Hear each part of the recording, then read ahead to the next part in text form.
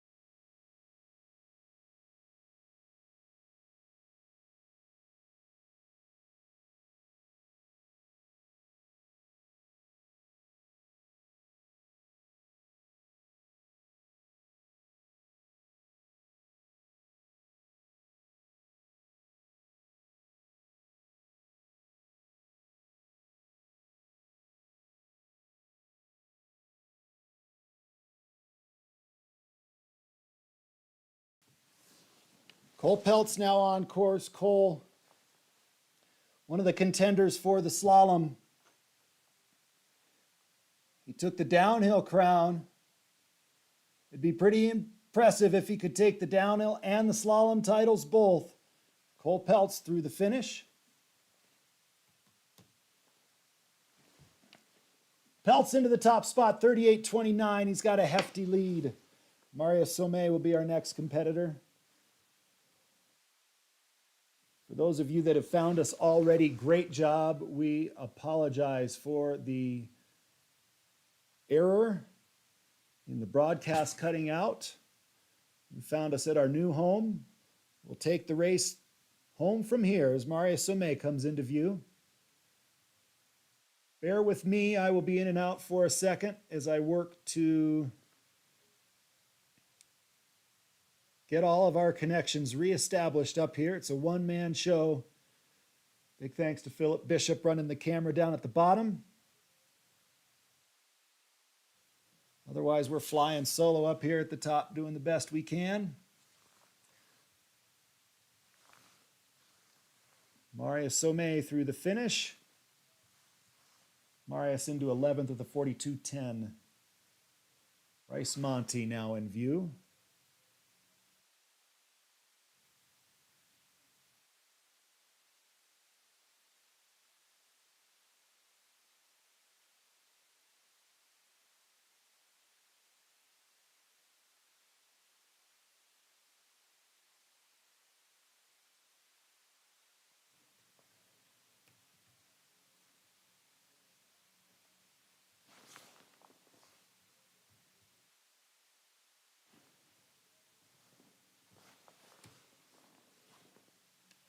Ryder Ross skiing a good run down here. Bryce Monty through in 13th.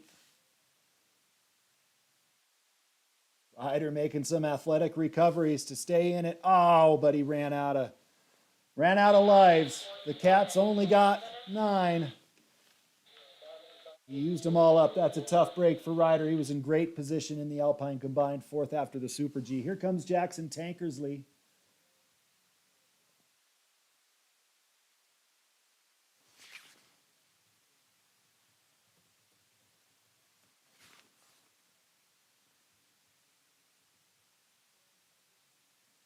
Oh, Tankersley making a great recovery move there. We've got ice in spots and ruts in spots, it looks like, from the conditions, which makes it tricky.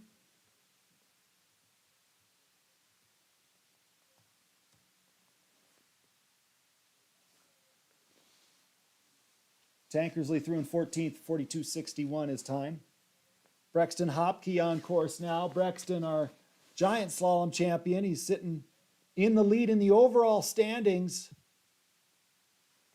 So a big opportunity A big run for him, but he is out of the Alpine combined. He went out in the Super G.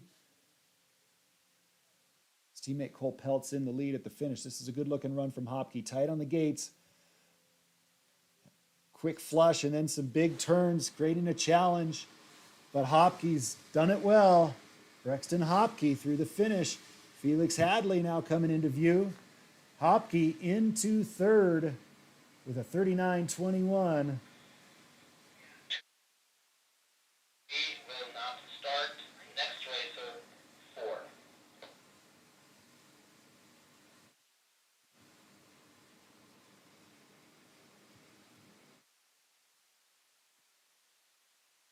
Felix looks to me like he's having a good run down here.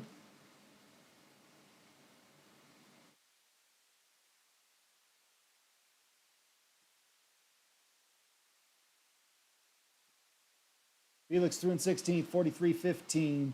Balti Sachs, our next competitor, he was third in the Super G. He is a contender for the Alpine combined. Ski and Snowboard Club Vale racer.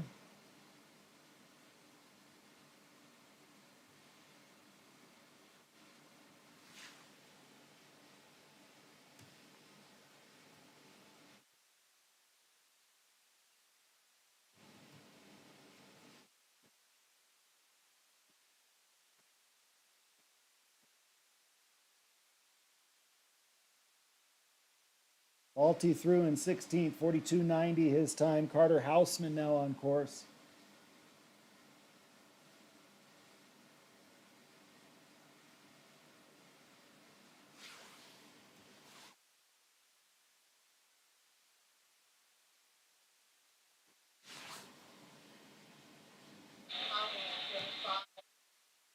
Tough break for Carter as he goes out.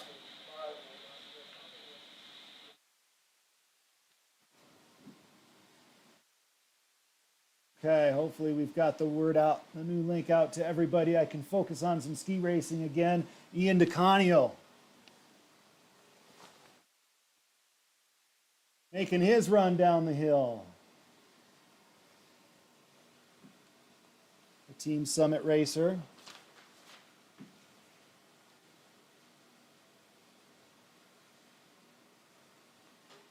He is through into 18th, 43.55. Shea Kernoyer on course.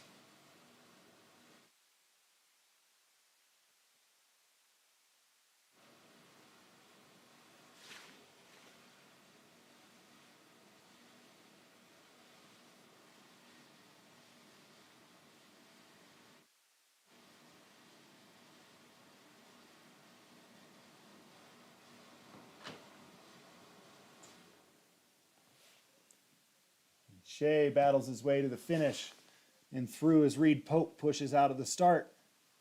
Shea with a time of 44.67 moves him into 20th. Reed Pope now from the Steamboat Springs Winter Sports Club. Looking to put down a strong slalom performance. Twin Cities area skier doing his first year here at the Steamboat Springs Winter Sports Club this season.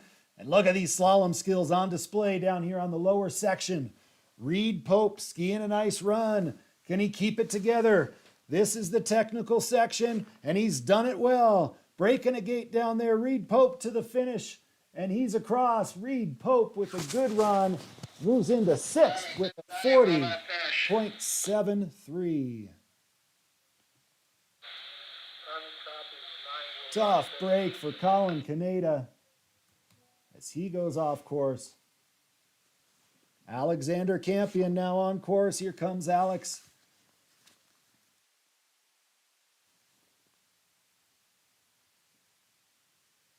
Team Summit Racer is in the mix for the Alpine Combined. He skied into 9th place in the Super G.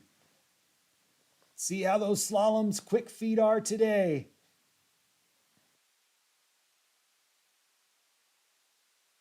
It is very unofficial, but I'm liking Luke Mionger in those Alpine Combined standings at this point. Campion's that mistake costly for Campion just before the finish. That has been the tricky spot for the skiers. Is Braxton Bojack makes his way down Campion through the finish in 8:40.85. That'll suit him well for the Alpine combined standings.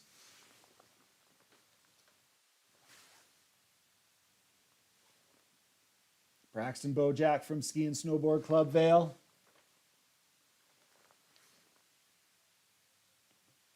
He's through the finish. Our next racer, Alex Meller. Pride of Granite Peak. Braxton Bojack into 12th position in that first run, 41.69. Owen Meller getting twisted up. Takes that hairpin between his legs. Be a DNF for Meller. Jeffrey Lindsay from the Pinnacle Racing team will be our next racer. Here comes Jeffrey.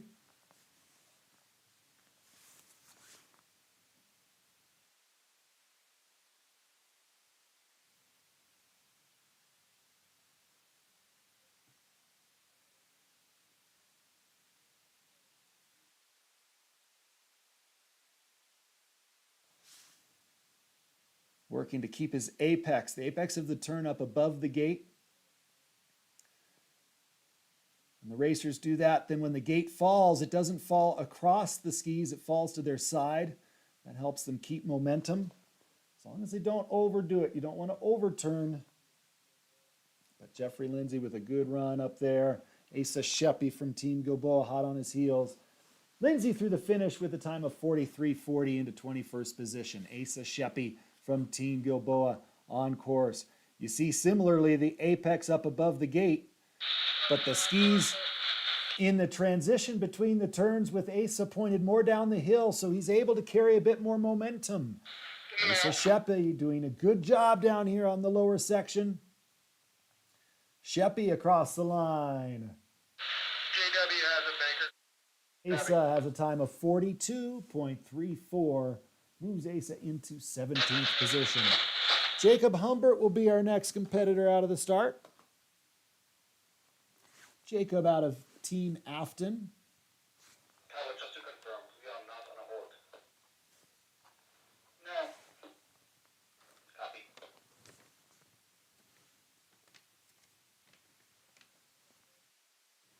As we await his start. So Cole Peltz in the lead right now. Luke Mionger in second. Braxton Hopke in third. But Mionger with that second place standing right now in the Alpine combined in pretty good shape. But he's still got a few more challengers up there in the start.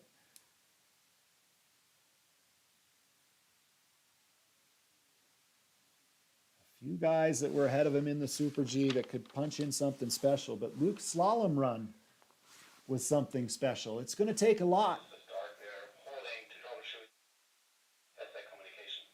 Mark Dre, one of those athletes, he was second in the Super G.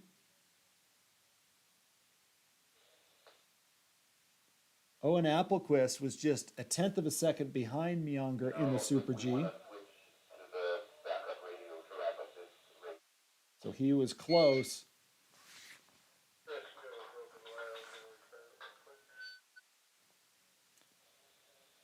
Jack Plummer from Grand Traverse also was in touch. And I don't believe that Jack has gone yet. He has not. So we still have some skiers in the mix for that Alpine combine. Again, taking their Super G result with their first run slalom result for that Alpine combined. Those two radios only talk to one another, so you shouldn't have any.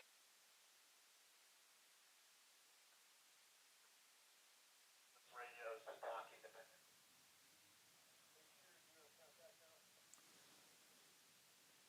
So we've taken a few minutes to fix our communications from timing up to the start, and then we'll be underway with Jacob's run.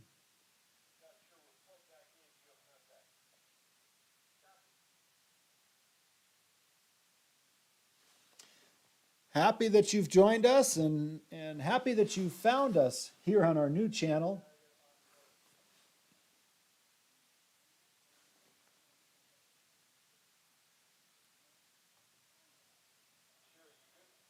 Two days in a row, something that has never happened as we get kicked out of our original feed. But now we're in good shape again. Jacob Humbert, unfortunately, though, not in good shape as he gets hung up right out of the start off course, and he'll be a DNF. Logan Brown from the Pinnacle Racing team, our next racer in the start. And he pushes off.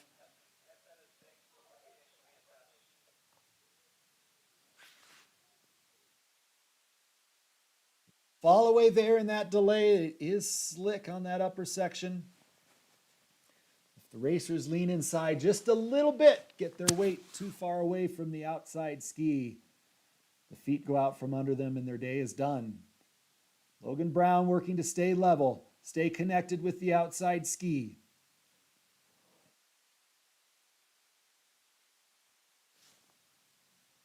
A high line for Brown.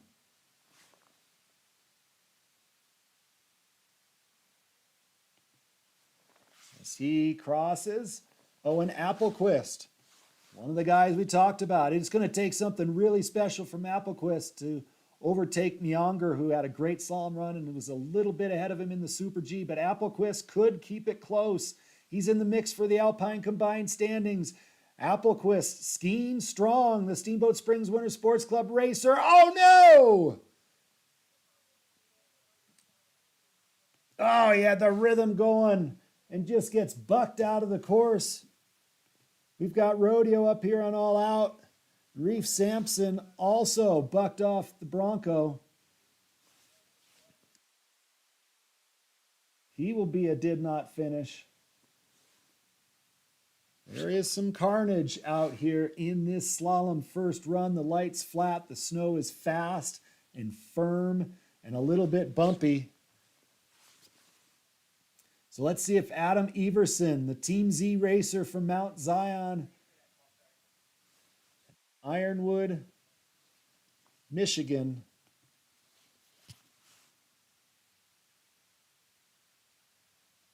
See what he can do.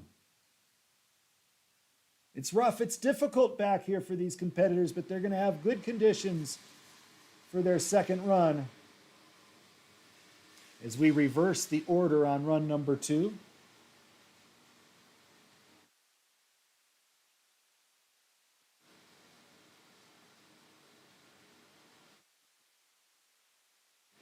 Everson through the finish. Ivor Eisenman on course.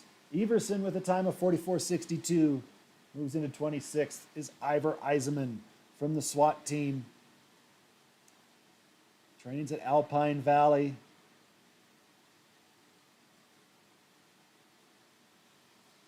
Making some nice slalom turns through the lower section.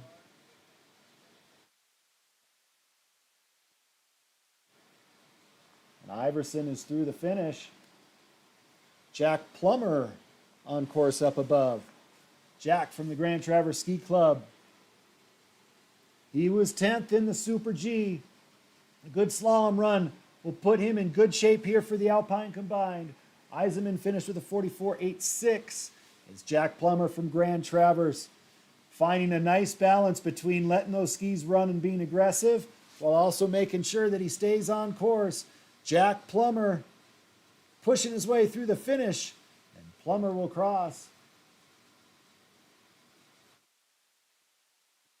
Jack Plummer, 43.64 the time. Nicholas Whitener, Cole Whitener from Nubs Knob on course.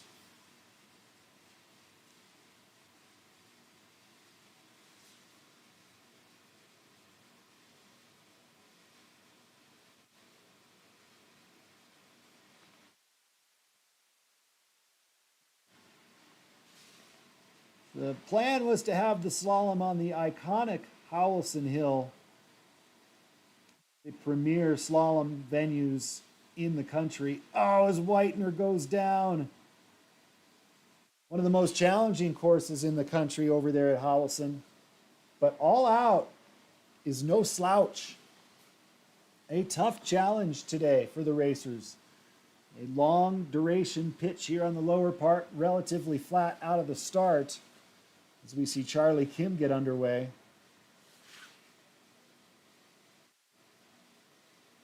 But the snow is fast, a little bit bumpy,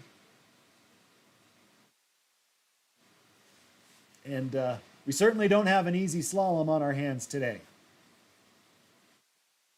Charlie Kim getting tossed out of this hairpin. Back up on his feet. Charlie going to try to get a finish here.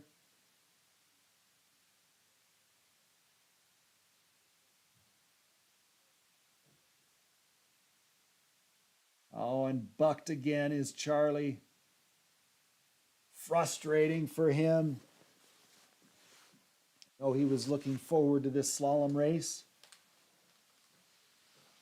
But he's going to get himself through the finish. Let's go, Charlie.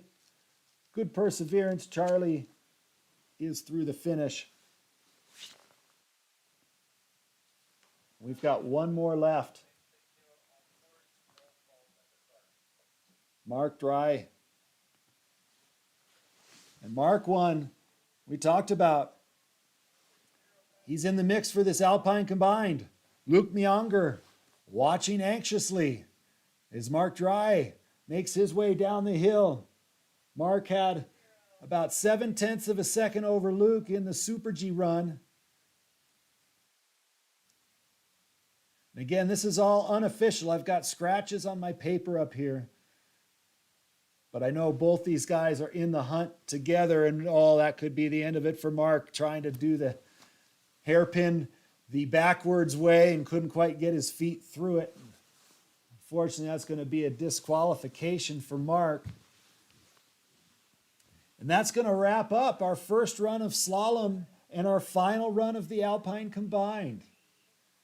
Madness and mayhem described that run of slalom for the men. It's interesting, we have the Midwestern skiers who I've got to say have fared very well in the speed events as well as the giant slalom. But I know that they look forward to this slalom day, and perhaps for some, a little bit over-eager. And the conditions this morning weren't quite what they expected. And we saw a lot of mistakes. We saw a lot of challenges. But Cole Peltz rose to the top. Luke Myonger in second. Brexton Hopke in third. Everett Lavander in fourth. Iker Koig, the first Colorado skier, he's sitting in fifth. So it's going to be an interesting second run. Again, we switched the order. They keep telling us the sun's going to come out for our second run here in the afternoon. The sun was supposed to be out by now. Sky off in the distance to the west. It looks like it'll be a while in getting here. But that wraps up our men's first run. As soon as we have those alpine combined results, we'll pass those along. But right now we're switching things over, and the women are set to start in about 5 minutes. So don't go far. We'll be back with the women's race here in just a few minutes at these U.S. Ski and Snowboard Rocky Central U16 Championships presented by David Baldinger, Steamboat Sotheby's International Realty.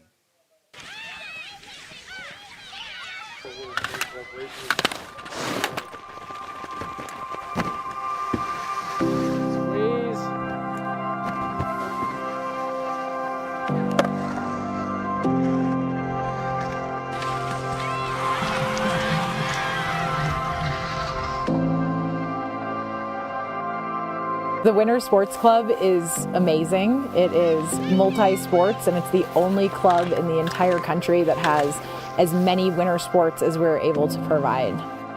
I feel like when you ask our kids about their life in Steamboat, their first thing they'll say is, we grew up in the Winter Sports Club. It's sort of like a second family for me. The Winter Sports Club, I think, was my upbringing. I think Hallison and the Winter Sports Club is one of the best places in the world. It was almost another parent to me. We spent every opportunity we had down at the Winter Sports Club and enjoyed every minute of it. Coming here after school and being with your friends and your coaches, it's just an awesome experience. Almost every huge lesson or experience or great moment that has changed them has happened through the Winter Sports Club. You know, their notion of creating champions on and off the mountain really resonates with me, and I just think it's an incredible opportunity for the boys to be part of that. There you go. Every coach that I've ever worked with, you know, here at Winter Sports Club or see coaches on hill with these kids, from skiing to cross country to jumping to snowboarding coaches, every single one of them brings a large amount of passion and dedication to this sport. And the culture that they become a part of, again, changes them. And whether or not they're winning or whether or not they want to be an Olympian, they can be the best version of themselves. We're so fortunate in this town to have so many amazing people help raise these kids. There's something to be said about growing up in a competitive environment and having the mentors that the SSWSC provided. And you know, I certainly don't think that I would have grown up to be the person that I am today without their influence on my life. It's so unique and so special. And having seen great places in the world, there's nothing like this. Really, the Winter Sports Club is appropriate for all kids. Every single kid can benefit from the Winter Sports Club.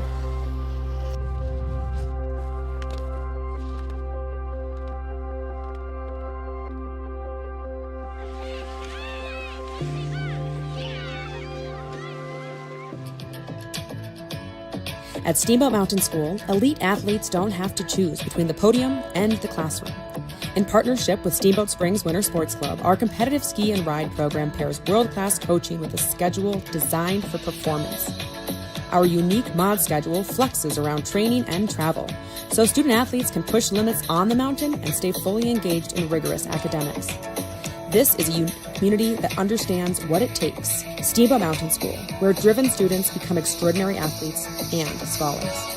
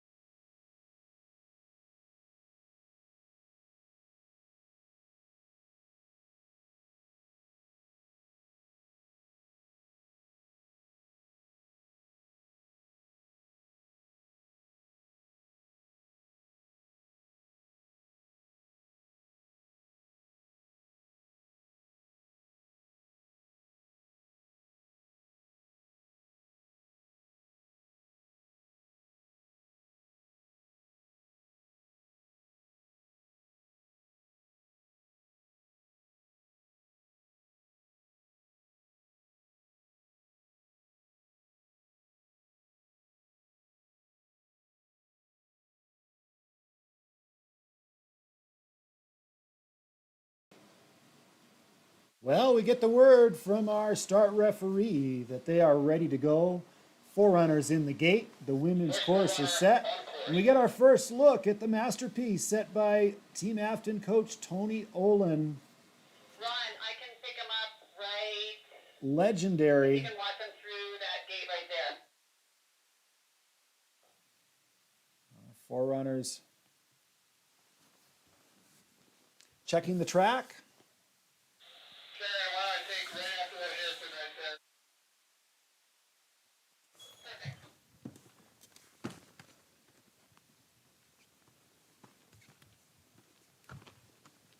So we're looking forward to an exciting run from the women.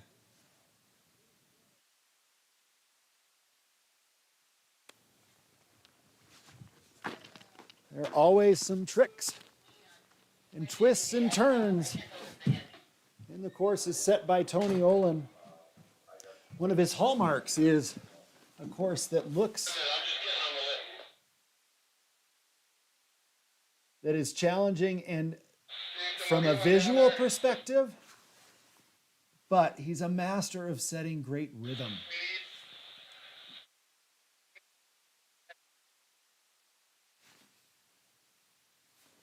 So this will be fun to see what we've got in store. Of course, holding C.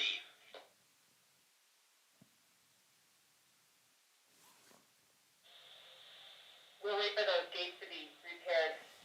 There's one up here, right above the hairpin up here at the top, and it. So already doing a little bit of gate repair just from our 4 runners. Okay, the blue one up here is being replaced. Course crew works to get things cleaned up, ready for the women. Isabel Eriksson, we talked about the alpine combined with the men. Isabel Eriksson on the women's side, the leader in the Super G.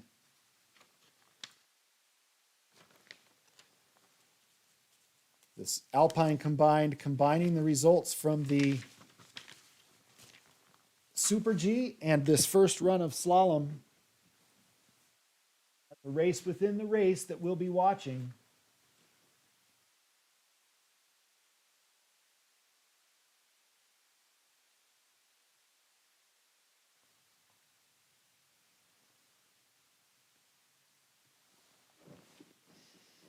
As we get those gates down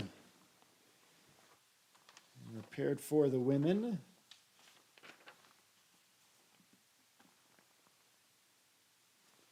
And I look for my women's start list.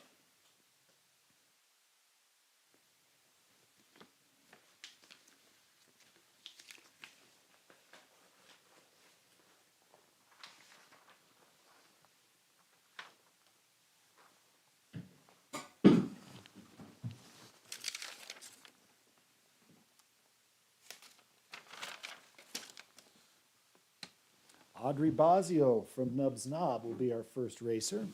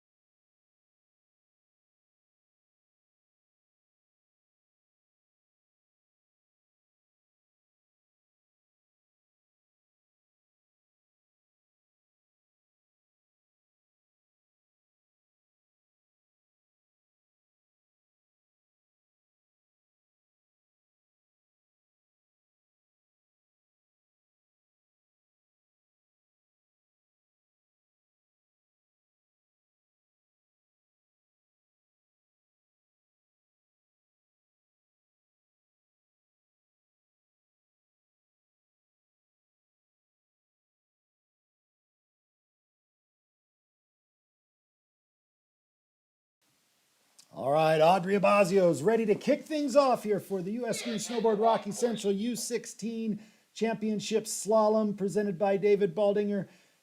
Steamboat Sotheby's International Realty. Bazio races for Nubs Knob, and she gets to set the track here for the women in run number 1. We're over on the other side of the hill. It's going to be interesting to see how things roll over here. This is the steepest part of the hill, the steepest place on the mountain that you can find. Audrey navigating some big swingy turns there, a big delay coming back across the hill now into a flush. And now some big turns. Audrey getting all hung up, and Audrey unfortunately going out. She'll be a did not finish. So Lily Foss takes her turn now. Lily from Team Summit on course.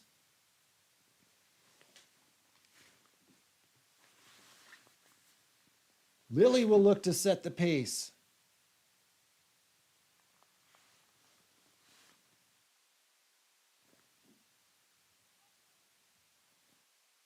Always fun at the bottom of a championship event like this if you can find yourself in the lead for however long. It's a fun spot to be, the leader at the finish at a U.S. Ski and Snowboard Junior Championships event. Here comes Lily. Let's get you into that leader's chair. Lily Foss, Team Summit across the line, and she'll set the pace with a time of 46.57. Margot Schaffler now on course. Grand Traverse Ski Team.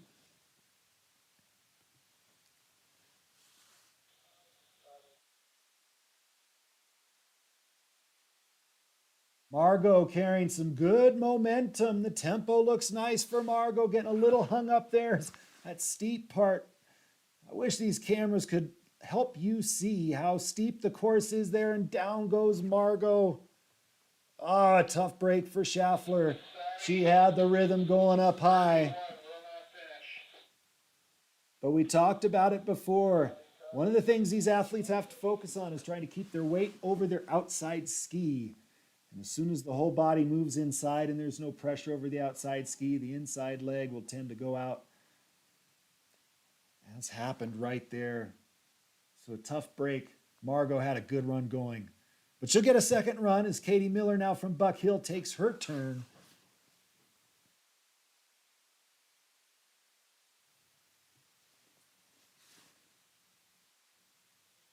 The Buck Hill racer, I'm sure, looking forward to the slalom.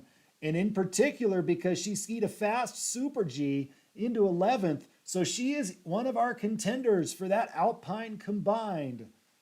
Katie Miller with an early start position here in the slalom. That could be the trick to a top combined performance, getting low coming out of that flush. There's no place to rest on this course, I'm telling you. As Claire Preventure now makes her way down. Katie Miller into the lead with a 46.26. Claire Preventure from Buck Hill onto the lower part of the course, dancing from turn to turn. This is good skiing from the Buck Hill racer. Showing off those slalom skills, Claire Preventure from Buck Hill. Claire driving to the finish. It's been a good run as she reaches across. Kaya Ryder takes to the upper part of the course. Claire into the lead with a blistering time of 41.96. Claire into the lead by nearly 5 seconds. Kaya Ryder now from Team Summit is on course. Can she just get in the groove that Claire Preventure put down and let him run? That would be a fast way to the finish. I like Kaya's ski, and she is letting the skis run down the hill. Nice light touch. Kaya Ryder from Team Summit doing a nice job. The Team Summit racer, a few gates to go. She reaches across. Well done for Kaya. As Madeline Zellmer now. Team Afton makes her way onto the course. Ryder into second with a 44.16. The lead still a healthy one for Preventure, but Zellmer from Team Afton knows Tony Olin sets. Oh, but she ran it too direct. Went 2 straight going into that spot, and down goes Zelmer. Oh, what a tough break for Zelmer. She was attacking. She was ready to go. Zelmer was feeling it today, but just a split second, she went too direct at that gate, threw her off balance, and down she went. Ah, tough break for Zelmer.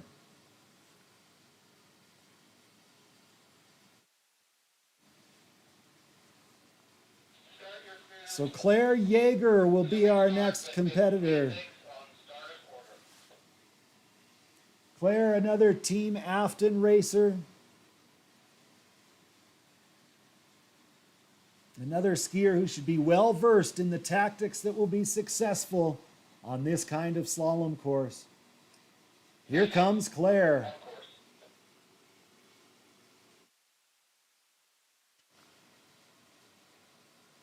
She's flying out of the start. There's a lot of distance, but a lot of offset in the turns in this upper section. And Claire, knowing there's distance, is letting the skis run down the hill. Now into this hairpin, she's got to be careful in the steep part. She needs that elevation, and this is where the tactics had to change. Claire had pedal to the metal, didn't make that adjustment to stay up above, and Claire losing both poles, getting bucked out of the course. The rodeo continues here on the slopes of All Out. As Alexandra Bristlin pushes onto the course, the 4 Degree ski team racer coming into view down at our bottom camera now. Bristlin looks steady, balanced over the skis, a little bit in the back seat there though. Come on, get it balanced again. This is the steepest part of the hill right here. Bristlin getting pushed a little bit low, but trying to keep her momentum. Working hard is Bristlin from 4 Degrees as she makes her way through that banana turn, the elbow gate, the delay, and it's out on the flush. Tough break for Bristlin. Caroline Christoph Brown on course. The Steamboat Springs Winter Sports Club racer was second in the giant slalom yesterday. And she is one to watch. A little ways back in the Super G, but she could, with a good slalom run, slip into the top 10, maybe even higher. She's got that level of skill. Christoph Brown, it's been clean, it's been strong, it's been good. I don't know if it's had the raw speed that Preventure showed, but this is a good run from Christoph Brown. Here she comes to the finish, reaches across, and she's got a time. Christoph Brown into second position with a 43.02. Ella Timon from Granite Peak now on course. Timon letting them run on the upper section.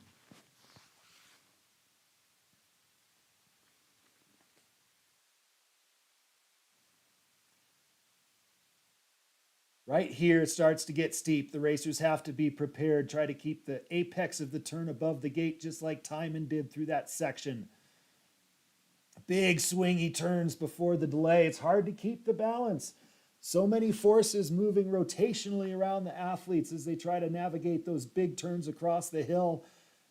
Ella doing a good job to stay in balance. That's why they do core training, ladies and gentlemen. Little gymnastics helps too, as you mix it up into the dryland training routines of these fine racers. Alessandra Loro making her way down the pitch now through the finish, Timon into sixth with a 47.43. Loro, nice skiing for Loro. Simple and direct, not over skiing it, but getting her elevation just how she needs it. Alessandra Loro having a good run. The Team Summit racer dancing to the finish line. Alessandra Loro across, and she's got a good run into third place, 44.15. Nice job, Alessandra. All right, now it's Catherine Floyd's turn. Catherine from Granite Peak. Our bronze medalist in the Super G. Come on, Catherine, give it full gas here. Let's see if you can punch one in on the alpine combined. We saw the strength of skiing from Catherine in the Super G. Slalom testing the quickness of the feet. Very different disciplines requiring different skill sets as Floyd approaches the finish. Marlo Preventure on the upper section, flying her way down and having some trouble right as she comes over the breakover, but staying on her feet. Floyd into 7th with the 47.06. Here comes Marlo Preventure. It's a wild and crazy run from Marlo. She's already had a whole lot of wild and crazy at this year's U16 championships, but keeping it on course. Marlo Preventure from Buck Hill. Oh man, getting bucked one more time, but at least when Marlo gets bucked today in the slalom, she doesn't get bucked off the hill. The Buck Hill racer through the finish.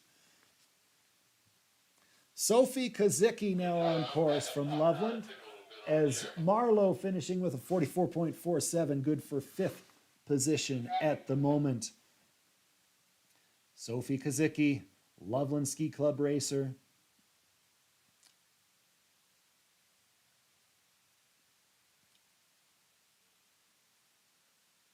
Good smooth skiing for Kozicki.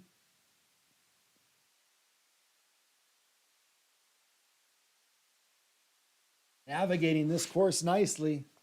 The Loveland racer having a good run.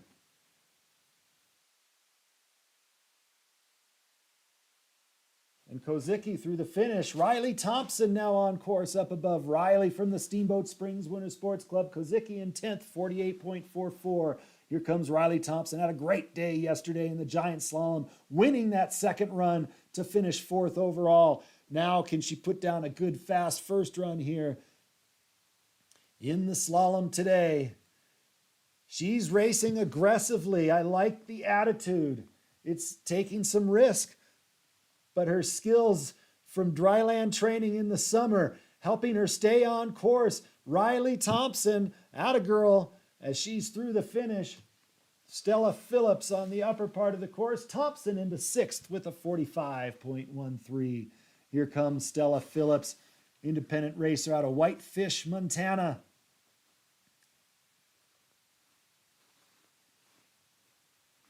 Does her winter training here in Colorado. Doing a nice job here in the slalom today. Skied that steep section well. Stella Phillips approaching the finish.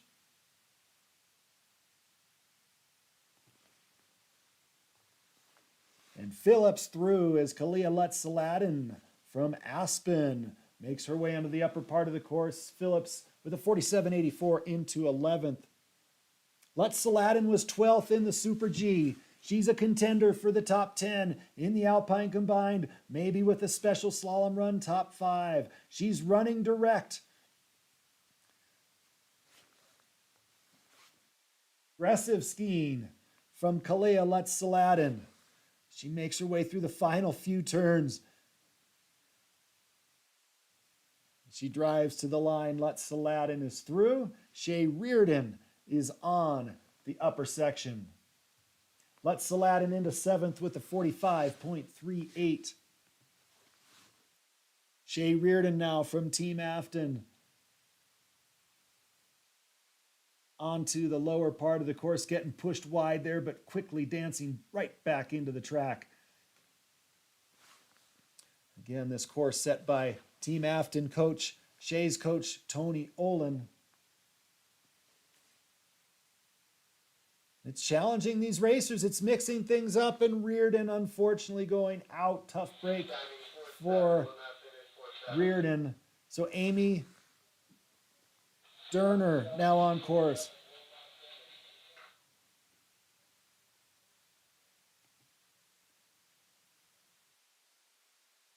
Amy has had an eventful championship so far. And on a slalom course and a slalom day that's been a whole lot of rodeo, I'd call Amy's skiing here calm. Cool, calm, and collected. Smooth. Let's take it all the way through the finish, Amy.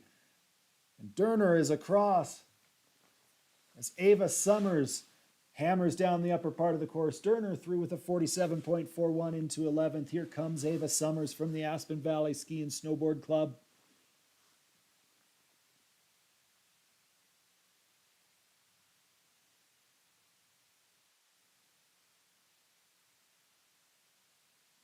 Doing a nice job through that steep, difficult section of the course. Gets pushed a little bit low in the delay, but now right back on track. Dance those feet through that flush. Ava Summers having a solid run as she crosses the line. As Kinsley Oberding takes to the top part of the course. The distinctive orange helmet on a cloudy day helps us watch. If that head stays quiet, an orange helmet, that's a good sign for balance for Oberding. Through the finish, Summers into 8th, 46.24. Kinsley Oberding now from Buck Hill, showing her slalom skill as she navigates through these difficult combination of turns.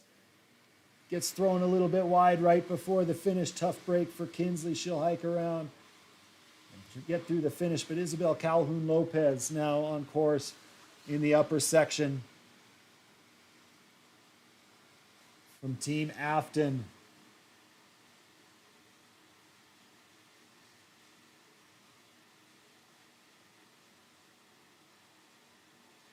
See her drive that inside knee through the pole. Oh, and Isabel going down. This course has claimed another victim. So now we look up the hill to Sydney Cool. Sydney from the Grand Lakes Ski Academy, our silver medalist in the Super G. She is in great position with a fast slalom run to perhaps gain one more step on that podium for the Alpine combined standings.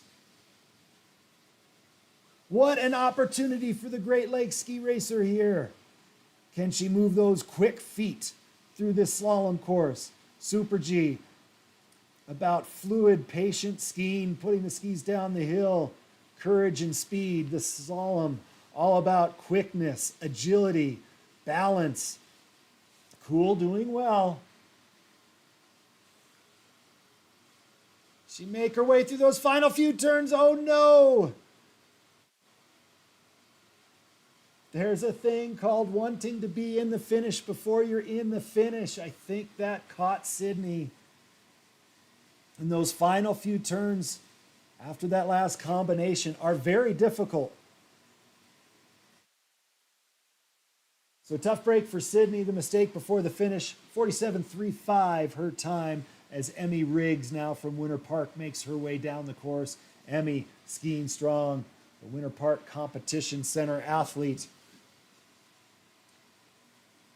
Good focus skiing. That's tough. The legs are tired by that point. She's got to give those final turns a lot of respect.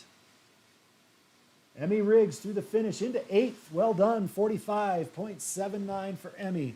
Layla Martinez from Ski and Snowboard Club Vail now on course.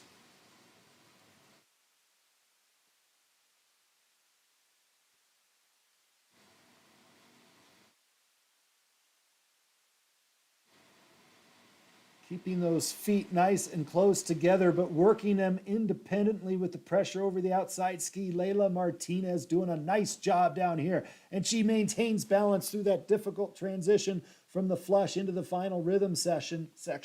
Layla Martinez, a nice job down at the bottom of the course. And she's through into 12th with a 46.93. Here comes Kate Hostetler from Granite Peak.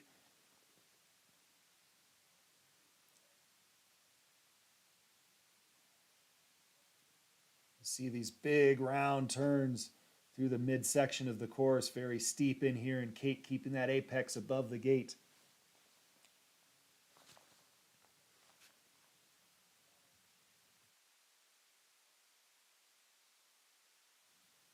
The bright green shin guards and pull guards help us see her through this flat light of the morning On our slalom days, Kate Hostetler skis through the finish. Our next racer on course, Iris Wolter from Team Gilboa.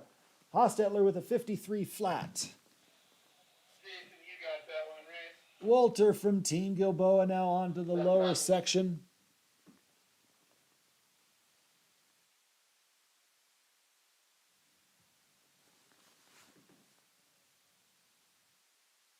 Working to stay close to those gates. Oh, getting sucked low. All the strength work helped her stay on course now. Iris Wolter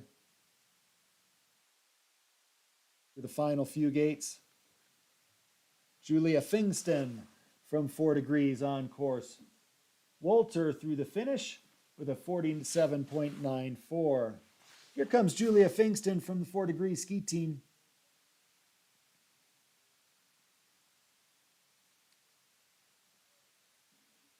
Fingston definitely charging.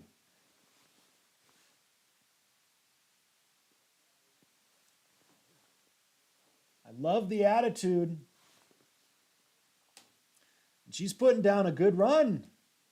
Julia Fingston doing well through those final few turns. Fingston pulling across the line. And she moves into 18th with a 47. Sorry, we'll pick up her time. 48.41 for Fingston as we watch Winter Phillips now. Winter Phillips, strong skier out of Ski and Snowboard Club Vale. Looking to add to her hardware that she's already collected at this year's Junior Championships so far. Winter Phillips, a good strong slalom run, and she crosses the finish line. Phillips on a little bit of a delay from when I get my timing information. We'll watch Piltingsrud Saskia from Buck Hill on course. Quick feet, foot to foot, dancing through these slalom poles. Winter Phillips into third with a 43.38. Piltingsrud having no problems.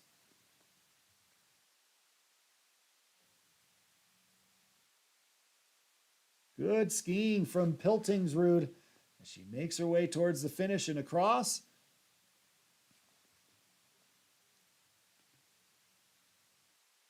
We pick up Lauren Leffel from Team Summit.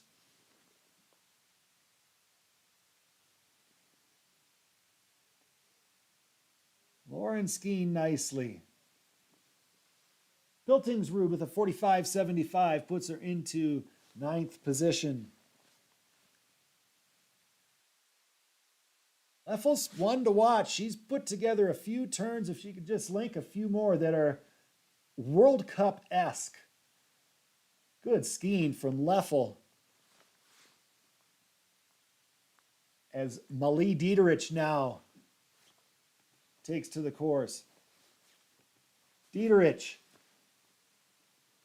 having a strong week with the giant slalom title and the downhill titles in her bag, but she did not finish the Super G, so she's not in contention for the Alpine combined. Looking for some slalom special sauce, though. Leffel into 6th with a 44.28. Here comes Malie Dieterich. Malie, so veteran with her approach. The only thing that has slowed Malie down was a ski flying off in the Super G. As Eliska Popkova makes her way down the upper section. Dieterich through in 4th with a 43.67. Popkova now racer onto the steep part. Lower all-out pitch. Set up that delay nicely for Popkova. Now she has some speed coming to this flush. Requires really fast feet. She dances through it well. Through the finish comes Popkova. Her teammate, Caroline Brownson, up above. Popkova into 16th with a 46.85. Caroline Brownson, the Team Summit racer, now on course.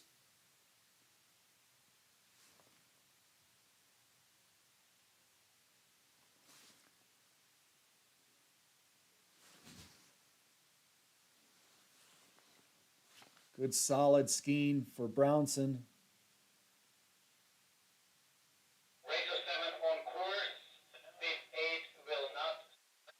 Approaches the finish. Sophie Coxon from the Great Lakes Ski Academy is on course up above. Brownson through with a 46.96. Moves her into 18th position. Sophie Coxon from the Great Lakes Ski Academy, Marquette, Michigan, is on course.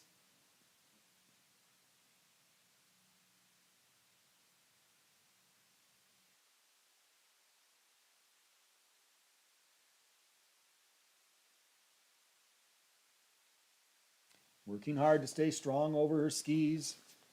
Good balanced position. Trying to get those skis to carve around cleanly. Sophie Coxon through the finish. Aurora Hayek on course up above.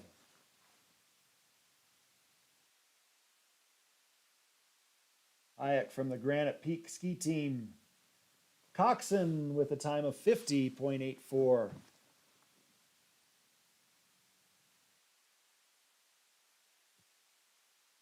Aurora Hayek from the Granite Peak Ski Team now through that delay at the bottom part of the pitch.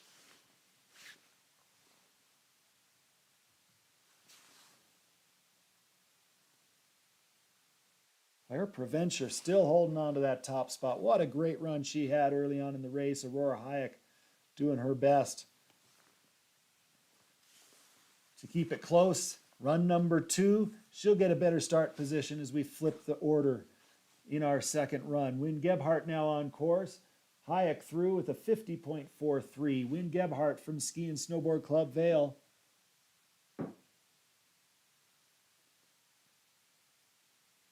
Skiing some nice slalom.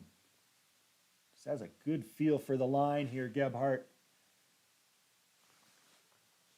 Stays well connected with the snow.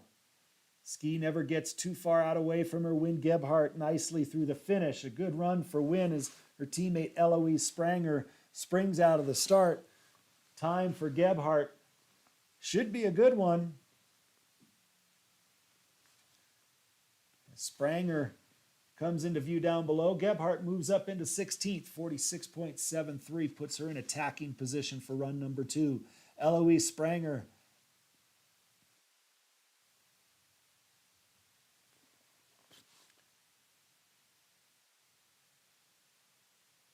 skiing the rut that's developed nicely.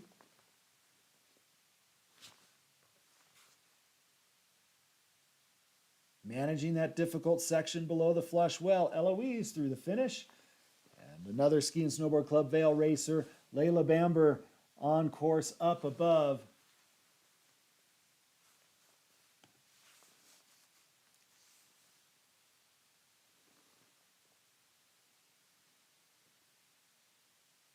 Spranger through the finish, 46.49, moves her into 15th at the moment.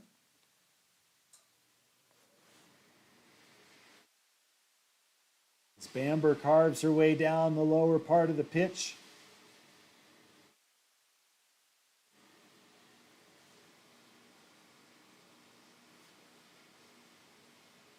Good to see these finishes. Nice job, Layla. She's across as Ella Orton makes her way down past the coaches and onto the pitch of All Out. Ella Orton from the Steamboat Springs Winter Sports Club.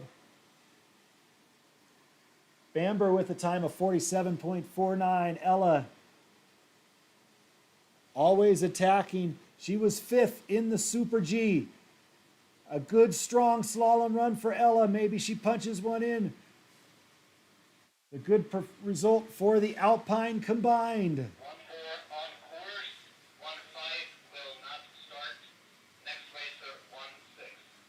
Brielle Walsh now on course. Her teammate just behind her. Through the finish, Ella Orton with a 48.20.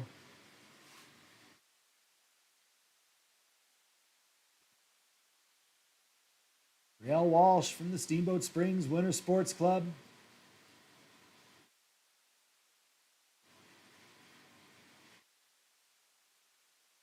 From Hood River, her first year with the Winter Sports Club.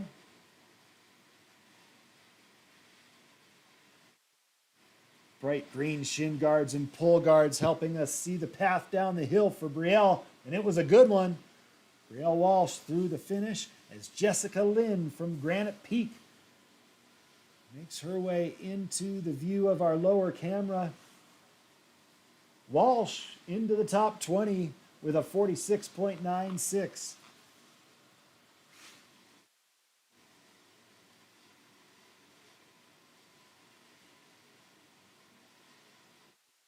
Jessica Lynn, Granite Peak racer. Oh, and she catches a tip.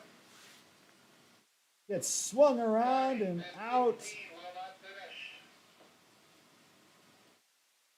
Oh, what a bummer for Jessica. It's Chloe Kafka's turn next. Chloe from the Steamboat Springs Winter Sports Club, she pushes on course. Expect to see some fire in this run.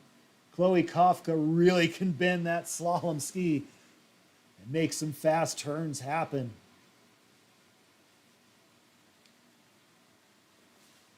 It's difficult attacking from the back. These skiers will have a good start position in the second run. Chloe navigating the ruts and bumps nicely.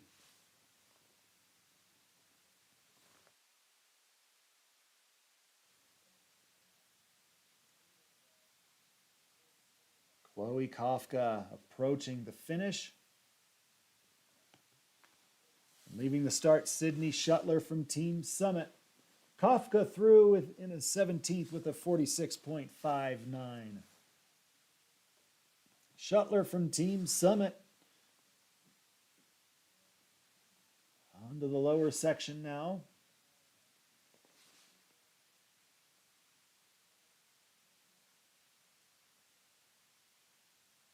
Doing a nice job through that rhythm section. That is not easy, and she made it look easy. Keeping some elevation above the gate.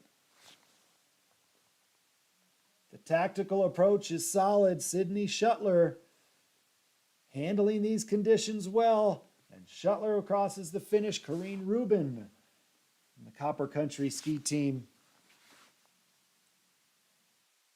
Mount Ripley racer is on course.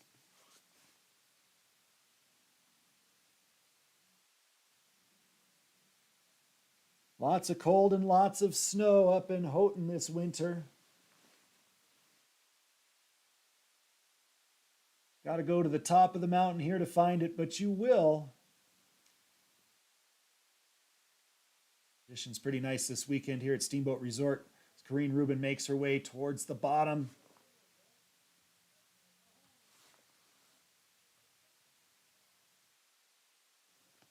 She's across. Emma Munoz out of the start. Rubin with a time of 48.83.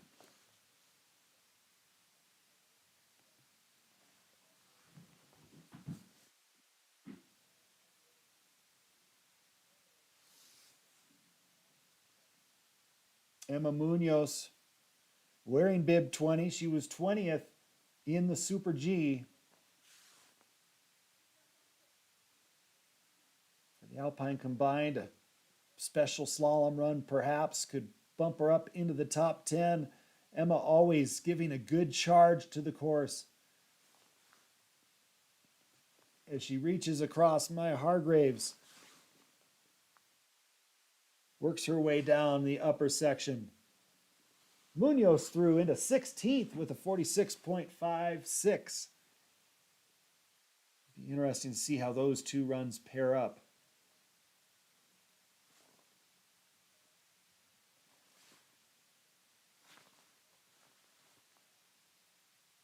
Hargraves from the Accelerate team out of Mount Brighton, Michigan.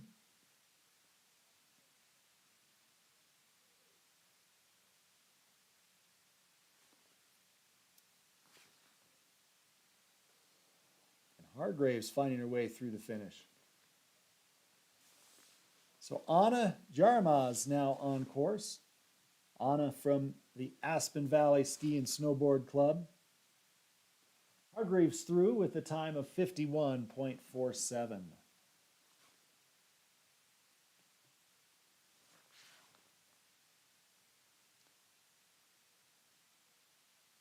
Anna charging down this upper section. Now right in here, the course steep, the turns very much across the hill, and Anna making it look like no problem.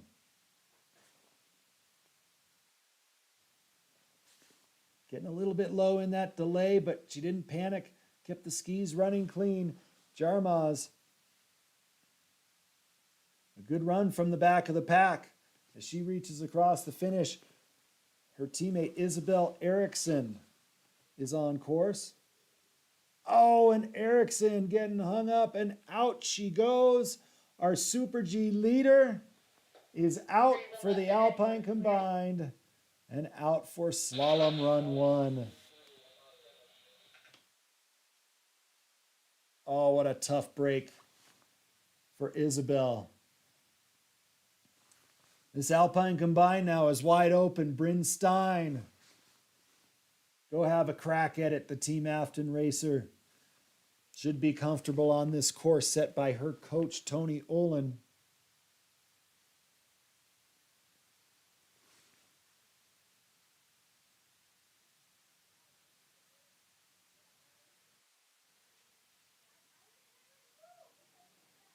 Bryn Stein keeping the skis running. Taking a little bit of a wider line, but gets pushed low in the delay and out. So Bryn will not finish. Tough break for Bryn. Grace Berghorn now on course. Grace from Team Summit. She was 6th in the Super G. So she is a contender here for the Alpine Combined, as she looks to put herself in good position as well for the second run of slalom, where she'll have a great start position. So a lot on the line for this run of Grace Berghorn from Team Summit, and she started it well, about at the halfway point now. This is where it gets difficult.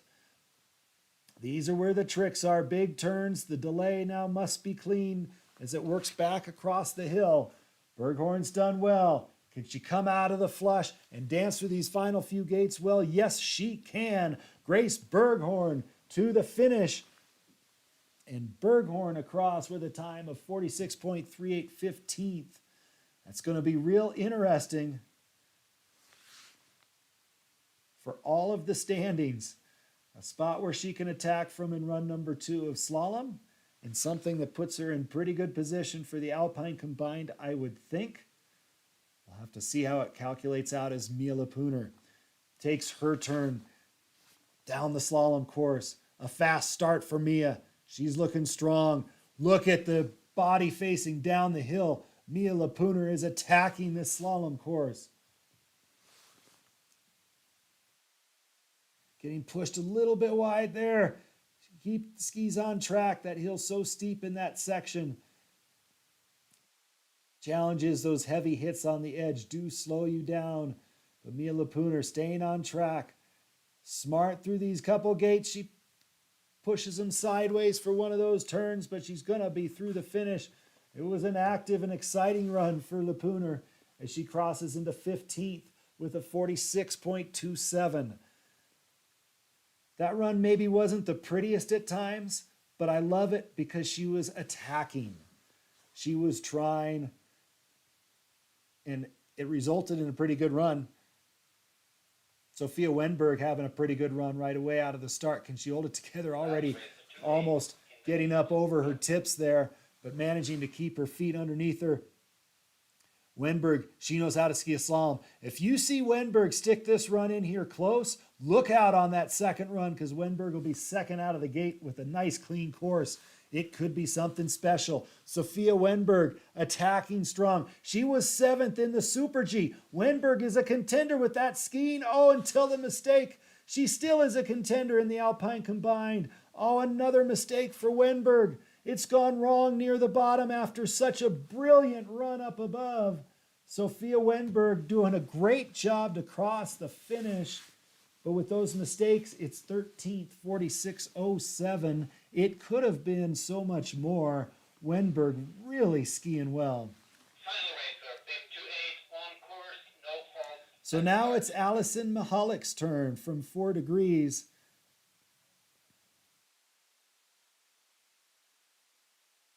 Allison has the lucky distinction of getting to start first in run number 2.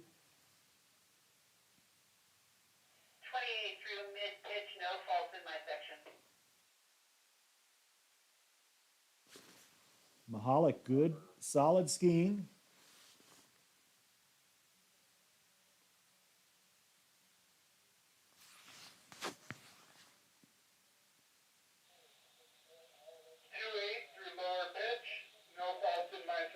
She's done well, the 4 degrees skier. Poling reaching across the finish, and Mahalik has a time of 48.39, moves her up into 37th position, and she'll get the nice clean track for run number 2. That wraps up our first run of slalom racing, and it also closes out our alpine combined. We'll have to work to figure out those standings for the alpine combined. We combine the Super G with that run. So that would be gate number 43.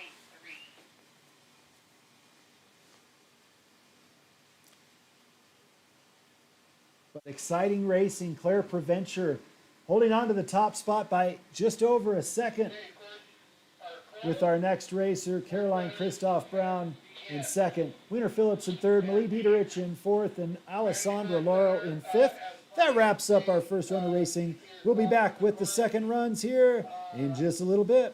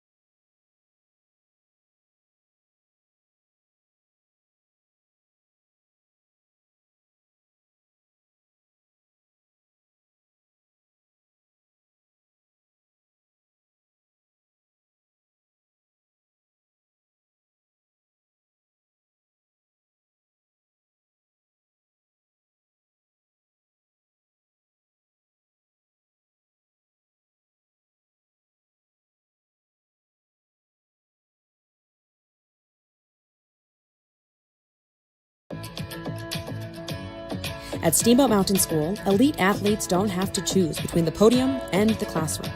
In partnership with Steamboat Springs Winter Sports Club, our competitive ski and ride program pairs world-class coaching with a schedule designed for performance. our unique mod schedule flexes around training and travel, so student athletes can push limits on the mountain and stay fully engaged in rigorous academics. This is a community that understands what it takes. Steamboat Mountain School, where driven students become extraordinary athletes and scholars.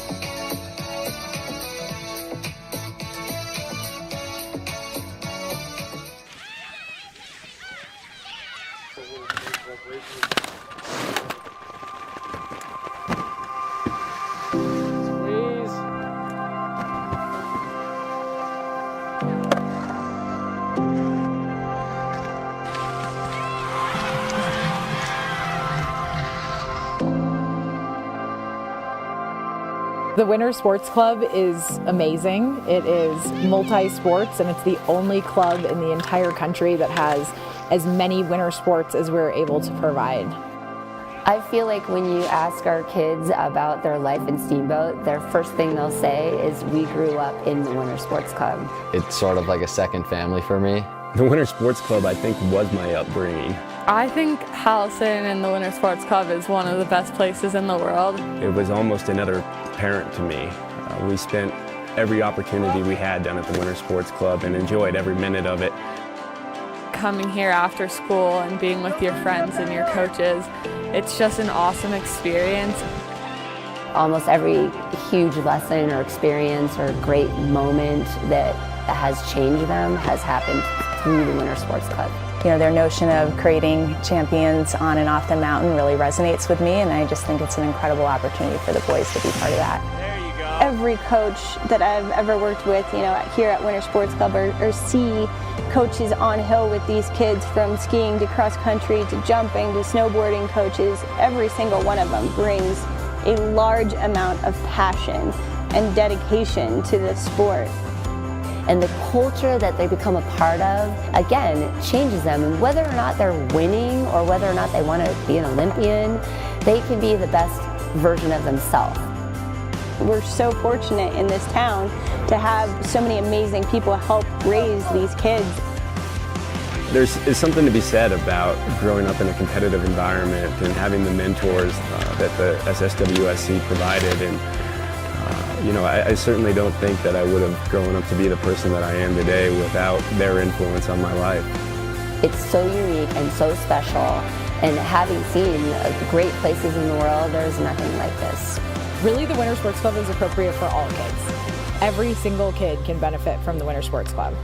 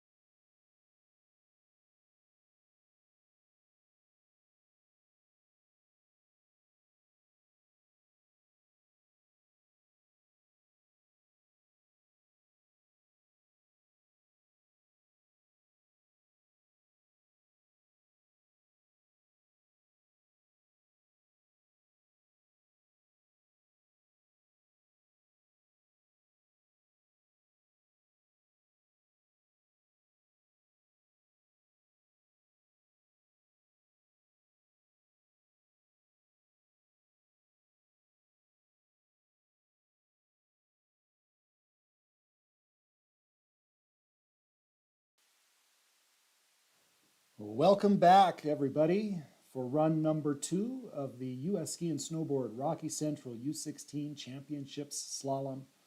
The final day of racing here at Steamboat Resort. It's been a great week of racing for these U16 athletes, featuring the top ski racers from the 18-state region. The Rocky Central region covers the center part of the country, from Ohio on the east end all the way to Arizona on the west end. These skiers have done a lot just to qualify. But athletes are hoping to, some of the top athletes hoping to qualify for the national championship out of this event. So that's on the line here for run number 2.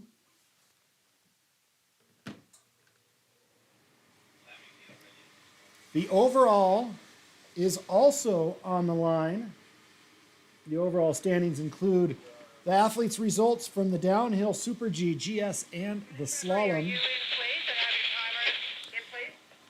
Brexton Hopkey is our current leader in the overall standings. He also finds himself in 3rd place in the slalom.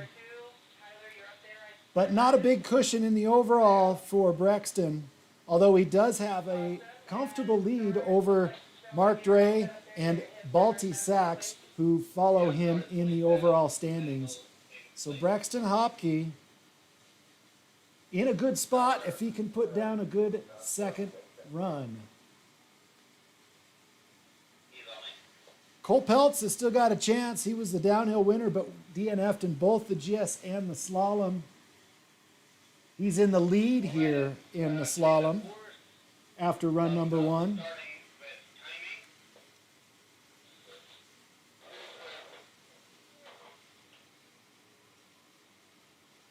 So that'll be exciting to see.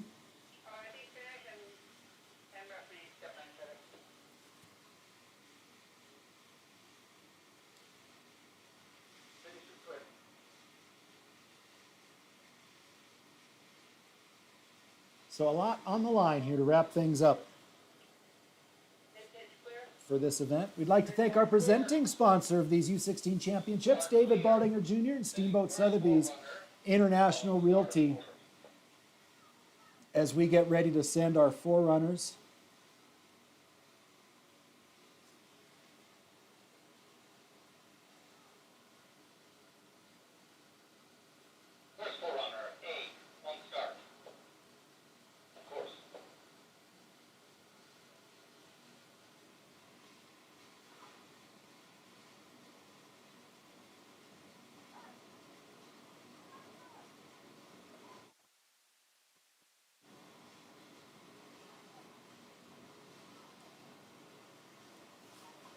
So our forerunners getting ready on the course.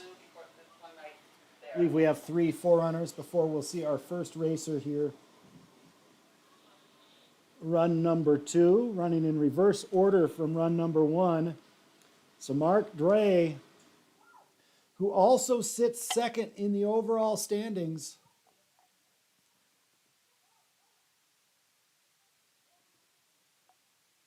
will be our first racer out of the gate. That will make for some excitement.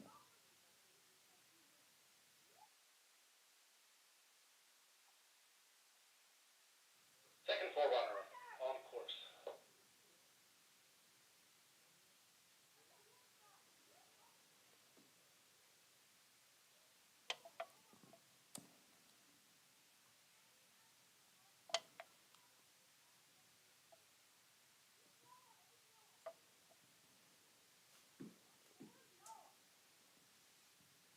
I'm reminded Mark had that trouble down at the bottom part of the course in his first run. So he gets the fresh track, an opportunity to set a really fast time here in slalom run number 2. But as far as his chances of winning the overall title, that disqualification at the bottom of the course takes him out of the running. He still should finish amongst our top skiers in the overall.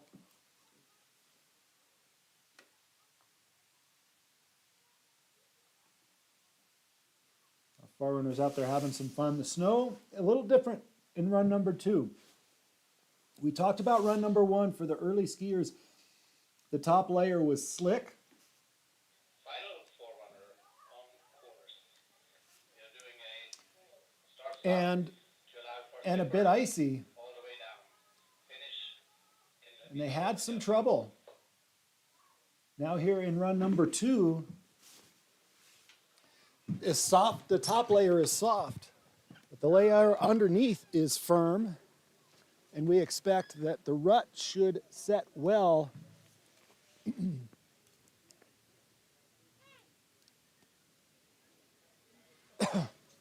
So perhaps it'll be very friendly for our first racers. Very easy for them to get the ski into the snow. And we'll see how the ruts develop. Talking with the coaches, the feeling was they could see a smoother rut. The ruts were a little sharp in the morning run once they developed. So the ruts will probably develop sooner here in run number 2, based on the fact that it is warmed up, even though we still have the cloud cover. But the feeling is they're smooth. The snow has come together and bonded well. And we'll see. One of the great things about ski racing is the conditions are different every day, and the ski racers are forced to adapt to the conditions that they are competing in. So Mark Dre will be our first racer down the hill in our final run of slalom here for the men at the U.S. Ski and Snowboard Rocky Central U16 Championships, presented by David Baldinger, Steamboat Sotheby's International Realty.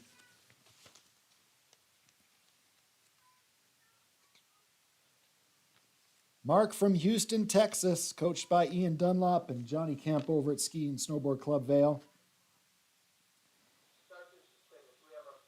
He's a soccer player in the off season. And slalom is his favorite event. So while the disqualification left a bitter taste in his mouth after run 1, he's got a chance right now with perfect snow conditions to do something really special and end his championships on a high note. Here comes Ski and Snowboard Club Vail's Mark Dre onto the course for run number 2 on the all-out race slope at Steamboat Resort. Mark, the pressure is off. There's a lot of pressure on these championship racers. But for Mark, with no chance in the overall, he gets to just focus on having fun this run and letting it all hang out, and he is. He could not get away with that line later in this race, but he's really putting the hammer down. Mark Dre driving to the finish, and he's through. Set the pace as Charlie Kim gets ready to go up top. Charlie from Team Gilboa. Mark with a time of 40.37, kicking things off for run number 1. That was a gutty performance from the Ski and Snowboard Club Vail racer.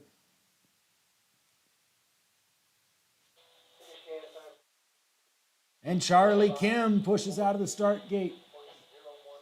He from Team Gilboa did make it through the finish after a hike though, so pressure off Charlie as well. I expect a similar go for it all, go for broke attitude from Charlie, trying to put a show on for all the folks watching at home.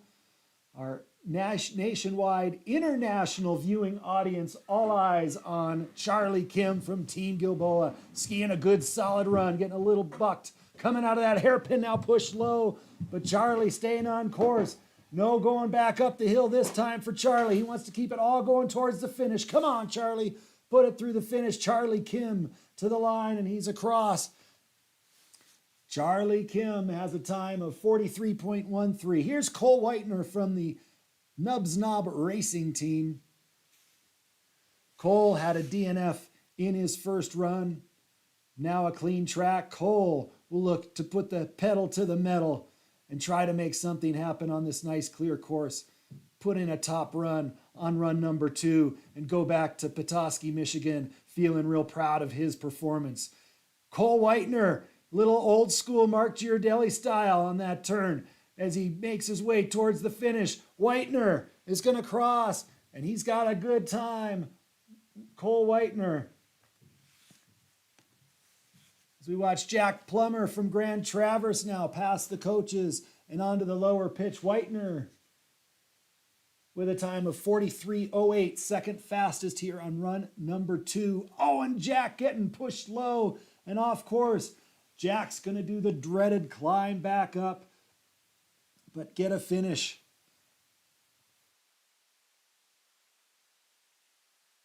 Jack, home hill is Hickory Hills with the Grand Traverse Ski Club just outside of the beautiful Traverse City, Michigan.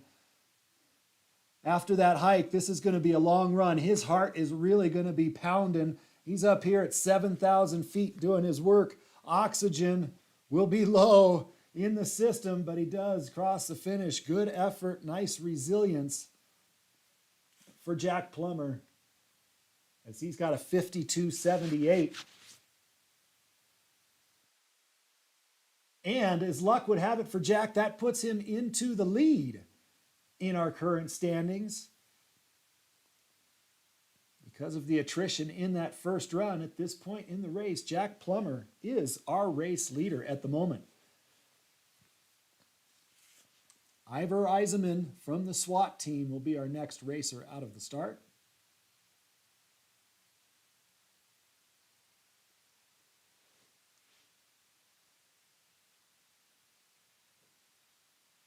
Can I get a status of bid 20?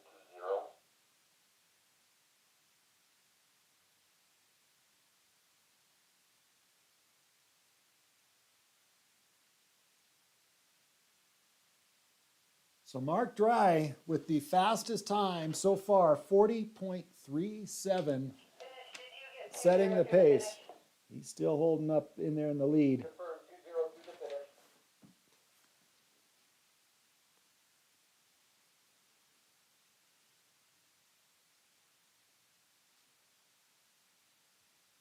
Correction, sorry, no 20, last was 2-1. Okay, a little bit of confusion.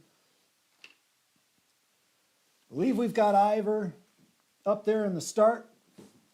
We're a little distance away from the start today Just confirming that we're all on the same page. from our video location.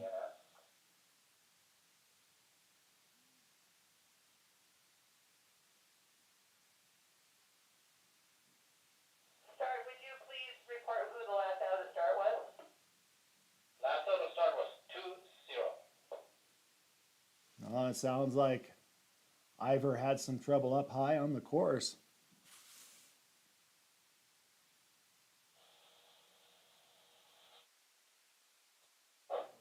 Started. 21 hasn't started. Here is finish, just to confirm, we have 2-1, that was the finish, no 20.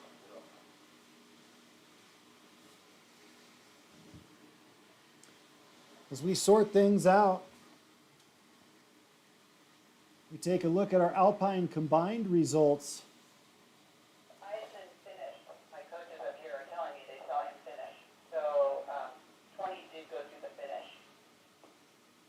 So Luke Mionger takes the Alpine combined by a full 2 seconds. An impressive performance for the Team Afton racer. He earns himself a U16 championships title. And one that I really appreciate. That combination of skill in speed and in slalom is a special skill set. We started with 24, 23, 22, 21, 20, correct? We had 60, 23, 21, 22 did not start.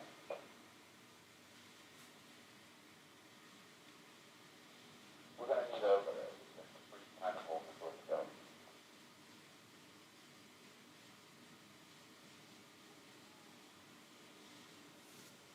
And we've got to hold on the course while we wait Adam Everson's turn. Back to the Alpine combined results. Luke Mionger taking the top spot. Alex Campion from Team Summit earns the silver medal. And Roman Zidvornik from Team Summit taking the bronze in the Alpine combined. Jonathan Nichols skis into fourth from the Steamboat Springs Winter Sports Club in the combined standings that take the Super G race in the first run of slalom. And Everett Levander from Team Afton finishes in fifth. That puts two Team Afton athletes into the top five of the Alpine combined of these Rocky Central U16 championships. Resuming a race at 1:09. Start forward. 1:09. So exciting stuff as Adam Everson pushes out of the start. We're back underway here in the slalom. Adam Everson from Team Z trains at Mount Zion, a small little hill that Gogebic College out in Ironwood, Michigan, uses for their ski area management program. Race program, a very small program that's put on by that ski area management program, and it's awesome to see Adam Everson out here at these Rocky Central U16 championships, cutting it up. The pride of Ironwood, Michigan right now, putting down a good run. Everson keeping it together, final few turns, the legs getting tired, the snow getting a little sticky, making for some extra challenge. Everson's through the finish. Reef Sampson is on course up top. Everson through and takes the lead in the race. Fourth fastest in run number 2, 43.59. But Adam Everson, our race leader at the moment, is Reef Sampson from Team Afton. Makes his way down the lower pitch. You can see the snow now. Little piles there. It's not slushy yet, but it's kind of sloppy as the temperature warms. We're right about at 40 degrees here in Steamboat right now as Reef Sampson makes his way through. We look for Owen Applequist will be our next racer. Here comes Owen.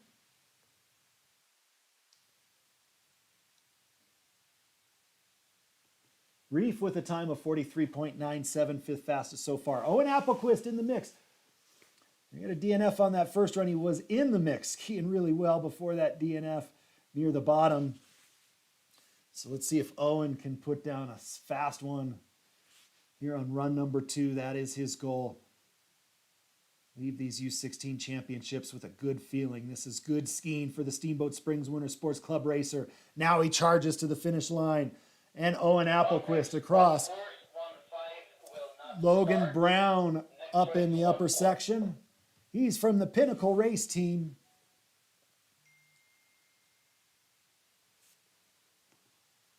Down onto the lower section comes Brown. Applequist second fastest on run number 2 with a 41.14.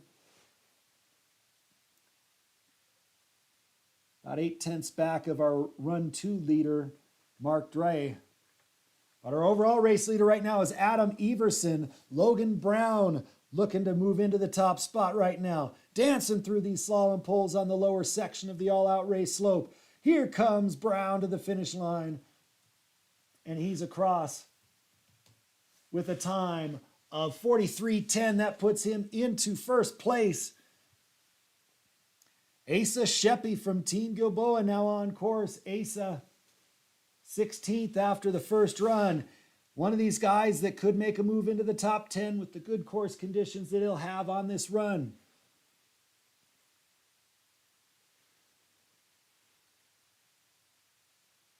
Does his skiing at Highland Hills, Bloomington, Minnesota, and goes down on the side. Broke the plane of the first gate of the hairpin. He'll break it again and now through. Tough break for Asa. He had it rolling.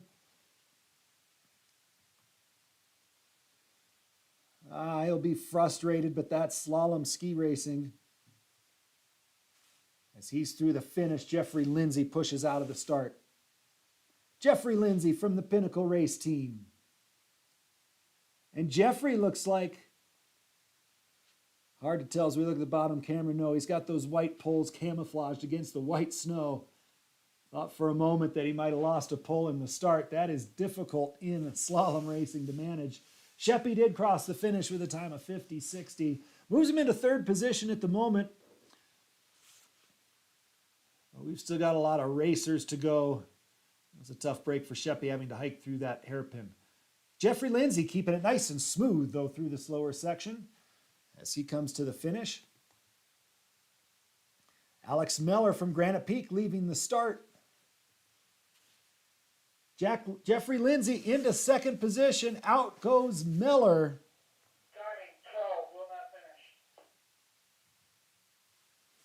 Lindsay with a 44.12 there on run number 2. Puts him in second place, about a second back of Logan Brown. We've got Pinnacle Racing in the spots number 1 and 2 as Braxton Bojack from Ski and Snowboard Club Vale looks to break up that Pinnacle Racing logjam at the top of the leaderboard. Braxton from Ski and Snowboard Club Vale.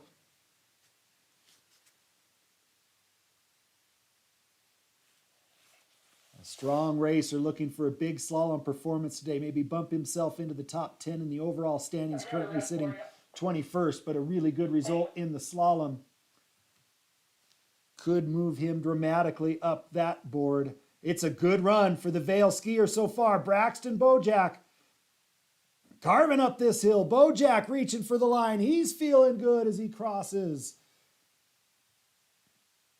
And moving into first place is Bojack, third fastest on that run, 43.05. 2-run combined time puts him into the lead by almost 2 seconds. So Alex Campion will be our next competitor.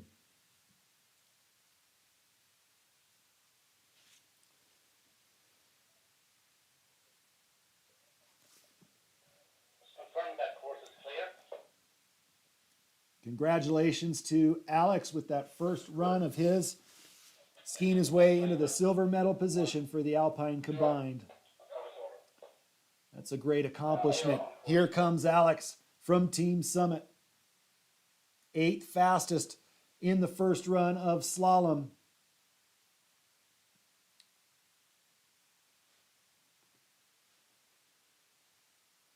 And an opportunity to move up here as the course will run up a little bit. You see the spray of snow from his skis. That top layer a little soft already. It's a little bit up and down, a little bit like a mogul field.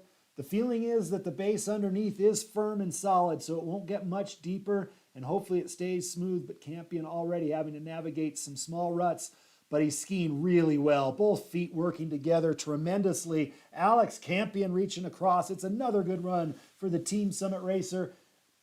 And Campion moves into first place. Alex Campion, second run time, 40.97. That's second fastest on run number 2. And he's got the lead by 3 seconds. What a run from Campion. Colin Canada, his teammate from Team Summit, now on course. Canada had a DNF in run number 1. So now it's putting on a show. For all of you out there watching on YouTube, thanks for tuning in with us, Colin Canada, as we cheer him on to the finish line. Canada across, and he's got a good solid run in as Reed Pope takes off from the top. Like shot out of a cannon, Pope is fired up as he makes his way past the coaches now. Into view for our lower camera. Canada through with a 42.17. That's 4th fastest on the second run so far. Reed Pope, he was in a good spot, 6th fastest in run number 1. He can challenge Campion here on run number 2 with these conditions, but it's got to be really good. Campion was so smooth. Reed hit the edges a little bit hard a couple times there, but overall it's good skiing. Come on, Reed. Bring it through the finish. Reed Pope from the Steamboat Springs Winter Sports Club reaching to the line and across. And Shea Conoyer pushes his way out of the start. Pope into second with a 41.87. Just about 0.8 back of Campion, our leader in the finish right now. Shea Conoyer from Ski and Snowboard Club Vale is on course.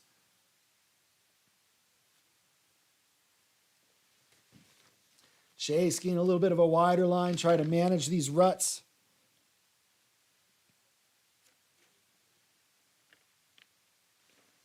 Skis for Ski and Snowboard Club Vale. Home is Aspen, though, for Shea. As he makes his way down to the finish line, Shea Conoyer through the finish with a time of 45.05, moving Shea into 7th position. Here comes Ian DeCanio, and out goes Ian. Ah, what a tough break. Just got his feet caught up there in the flush. And if your feet lock up in a flush, you're toast. The flush gates set about half the distance apart from the open gates that you see. And so there's not time if your feet get stuck to get them back unstuck and still make it around the gate. So tough break for him.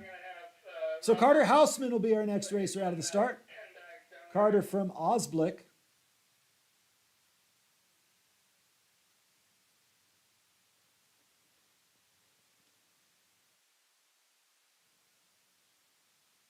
As he awaits his turn.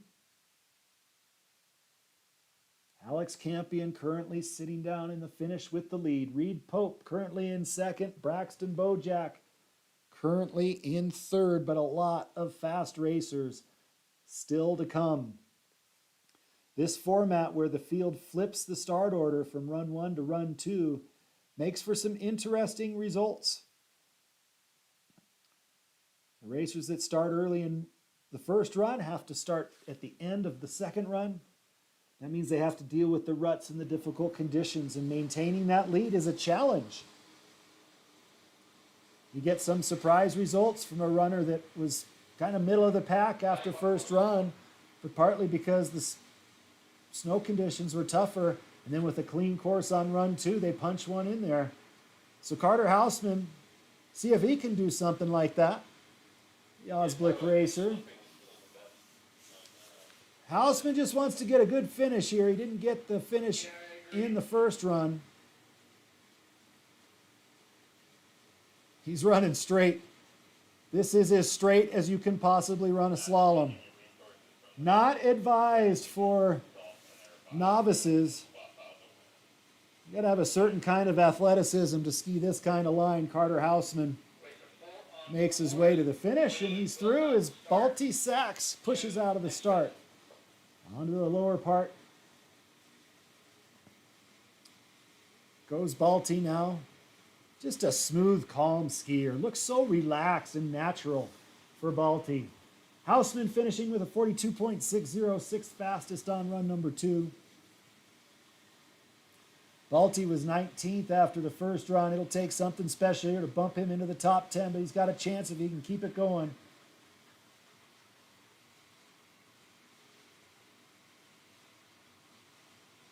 Balti Sachs driving to the line, doing the slalom tuck to the finish.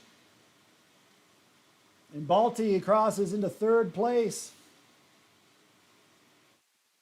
Lake Skidda now from the Great Lakes Ski Academy comes into view on the lower camera. Balti's second run time, 41.44. A great run, fourth fastest on run number 2.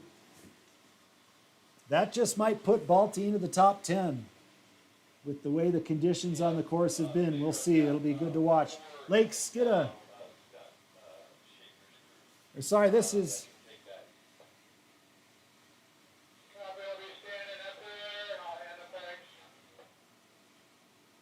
It's Felix Hadley sneaking out as they come out of order for me.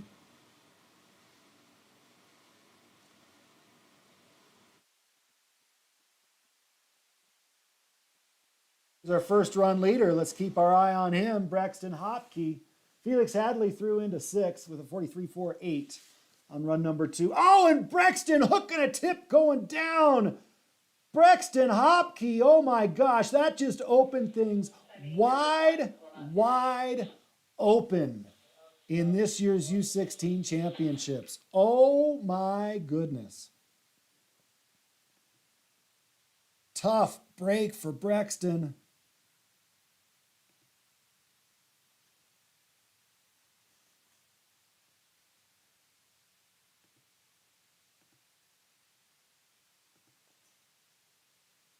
In good shape, and then just out of the blue.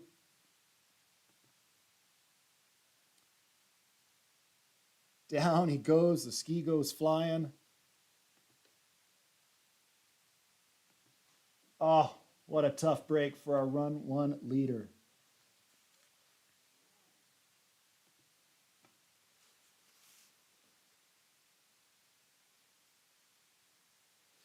Well, Jackson Tankersley will be up next. And this overall chase is anybody's race at this point.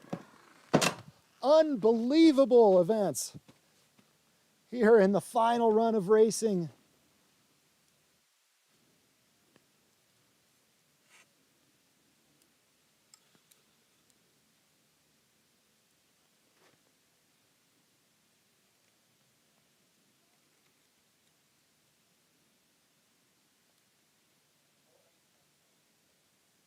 As Jackson Tankersley takes to the course.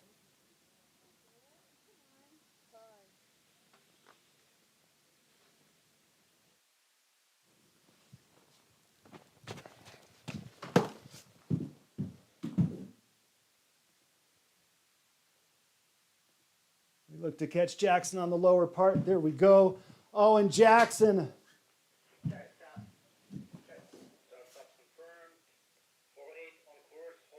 Oh, no.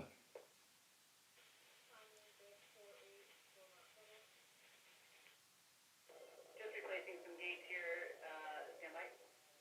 We're good, course is clear. All right. Resuming race with 4-7 on starter's order. Okay, Ryder Roth now in the start.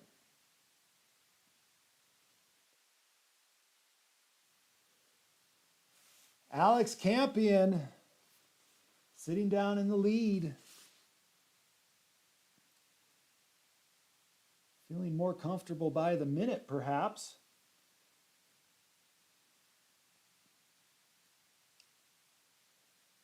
Mark Dre still has the fastest second run of the day so far by 0.6 as Ryder Roth pushes out of the gate. Ryder, another one of these competitors that went out on run number 1, which means he's just going guns a-blazing here on run number 2. Nothing to lose. Try to put a special run down the hill.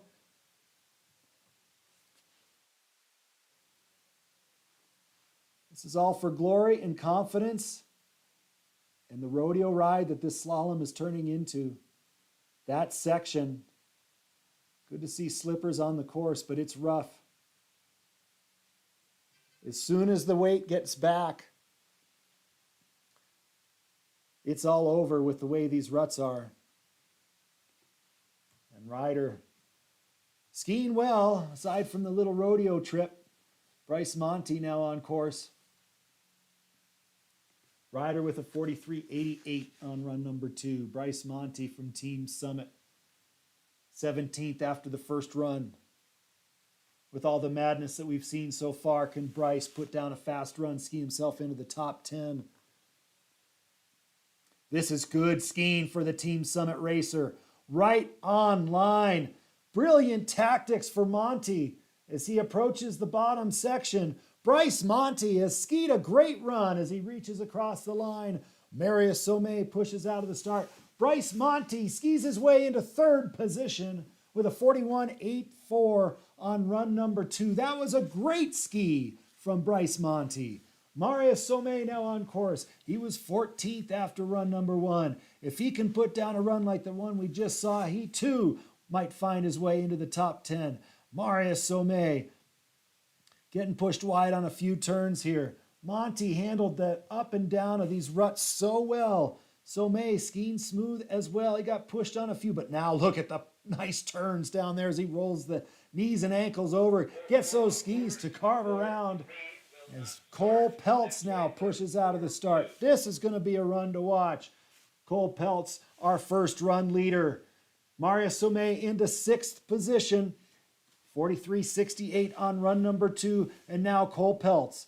Can he take the win? He's DNF'd in the GS and the Super G, but with his teammate Braxton Hopke going down, if Cole Peltz can hold on to the lead, he'll have 200 overall points. He could take the overall title. Cole Peltz, it's smooth so far. Can he keep it going all the way through the finish and hold that lead? Cole Peltz from Buck Hill, charge to the line. He's had a good run, and Peltz reaches across, and we've got a new race leader. Surely, yes, we do. 40.97 the time for Peltz.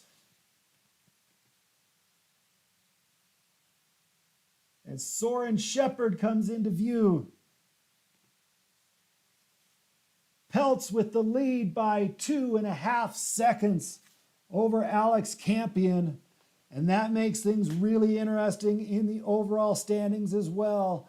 If he holds that position, it's going to be tough to overtake that. Soren Shepard going out. Tough break for Soren. It's been a flash or crash type week for Soren at these U16 championships. Liam Burns from Team Afton, our next racer, getting ready to go in the start.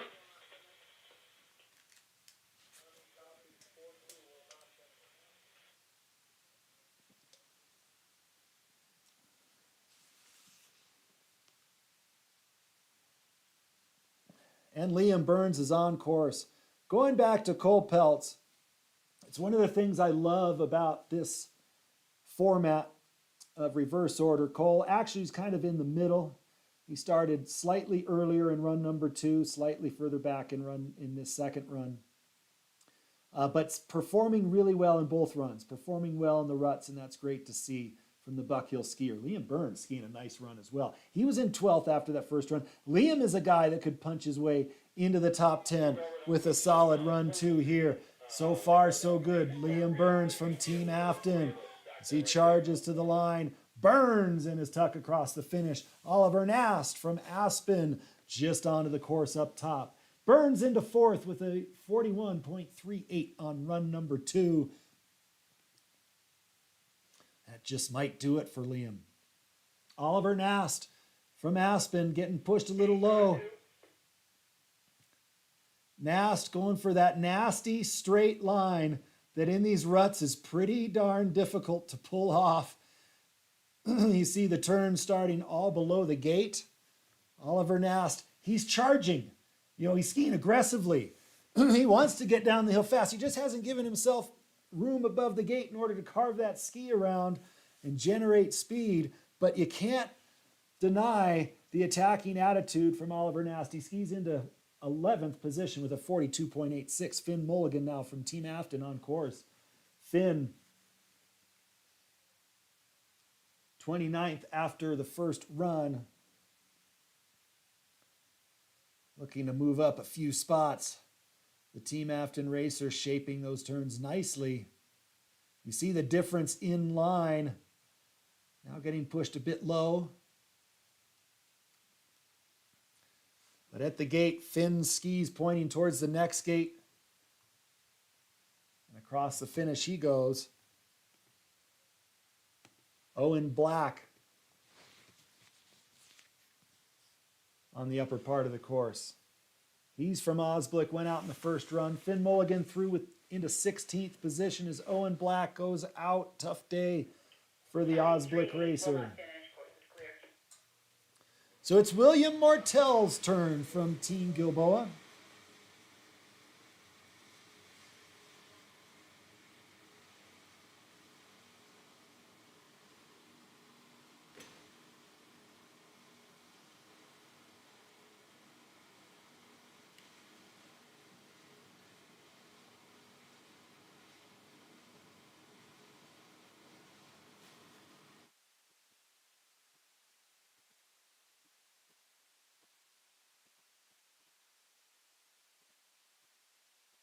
At the results as they stand right now, very interesting, as it looks like our overall, if results hold as they are at the moment, could be decided by 1 point. Back up to the top we go as Mortell finishes. It's Cody Martz-Fej on course.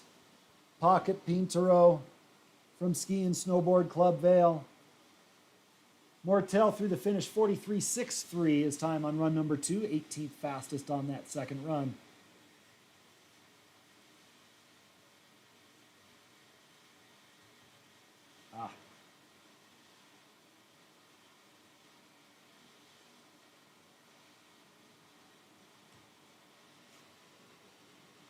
Cody Martz-Fej having a nice run. Shen Harmon makes his way out of the start.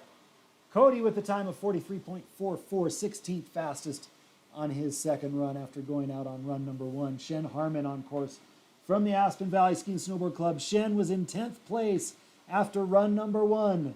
He's running further back in the field here on run number 2, so he needs his finest skiing to keep in the top 10, maybe bump up a few spots, and oh no, he hooks a tip. Slalom is a game of millimeters.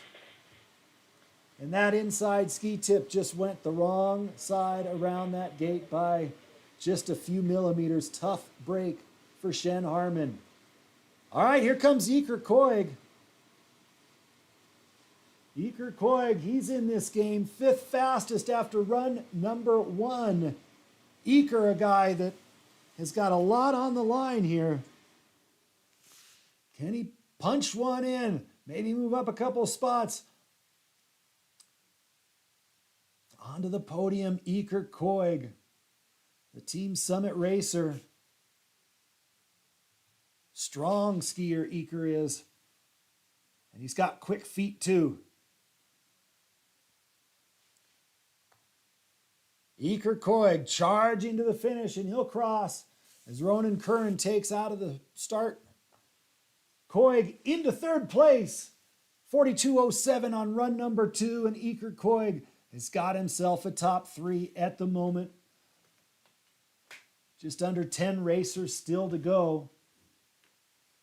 Bumps Reed Pope off the podium. At the moment is Ronan Curran in 15th after the first run. Can Rowan lay down a fast, clean run? Bump into the top 10. Getting pushed a little bit low, but keeping his speed is Ronan. Doing a nice job letting those skis run. Ronan Curran doing a nice job through the finish. As Roman Zedvornik takes off from the top. Zedvornik from Team Summit. Curran through into 12th with a 44.73. Here comes Zedvornik. He was 9th after run number 1. And remember his run number 1, he got twisted up, did a 360 in the course and still kept going. This guy is full send every time he pushes out of the start gate. Roman Zedvornik from Team Summit, 5th in the overall standings. This is an important run. Can he put together a clean, fast run all the way to the finish? Roman Zedvornik reaches across the line. A good-looking run for him, and he gets through and moves into 3rd place. 2nd fastest, run number 2. That is an impressive achievement for the Team Summit racer from so far back in this second run. Kevin Kubit now on course. Kevin from the SWAT team. Reaching that hand and punching the gate out of the way, Kevin Kubit. Up and down he goes. You can see the ruts forming. Flex and extend. Extend into the rut. Flex through transition. Kevin Kubit with a nice tempo of his turns, and he's through. Luke Mionger pushes out of the start.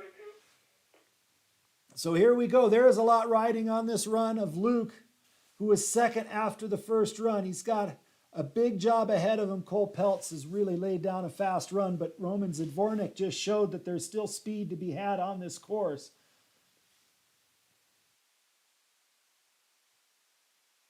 I'm sorry, we're watching Everett Levander right now. Luke Mionger through. So we had that DNS in there. Luke into 2nd, 42.38. My apologies. Everett Levander through the finish. Charlie Haskins pushes out of the start. Everett Levander into 7th place, 42.32.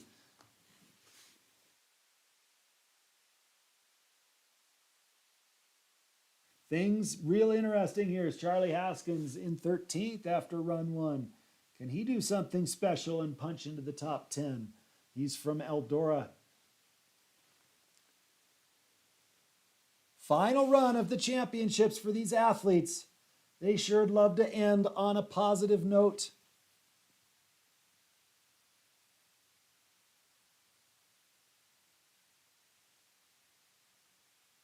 And Haskins through the finish.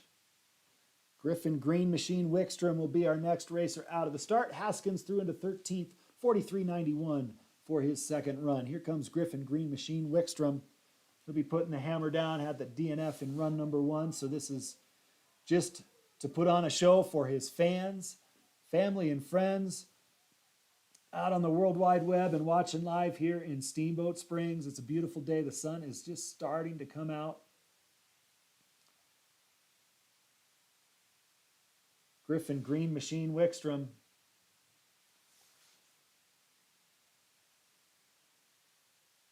Cutting this course up on the razor's edge. As he leans that body to the inside, the outside leg has just enough pressure to hold himself up. And Griffin through the finish. As Jonathan Nichols gets ready to push out of the start. Griffin 22nd on that run, 43.49. Very respectable from back where he was starting. Jonathan Nichols, big opportunity here for the Steamboat Springs Winter Sports Club racer. He was 7th after the first run. Can he punch it through and maintain that position, maybe move up a few spots despite the challenge of racing in the back on this second run? Nichols. A compact skier, his hips always a bit low, pressure always a little bit in the back seat. But he's used to it, so he can ride it out. It's hard though, those quads are burning for him when he gets to the bottom. But he's doing a nice job. He's got rhythm and flow, and that's the most important thing. As Jonathan Nichols crosses into 12th, 43.96 on that second run. Now our final racer, Van Doms. Final men's race run of these Rocky Central U16 championships presented by David Baldinger, Steamboat Sotheby's International Realty. Come on, Van. Let's put on a show to finish things up. The girls are still to come as Van gets bucked out of the course, skates back in. Here we go, Van. It's a restart for the lower part for Van Doms, the SWAT team racer. And he says, enough's enough.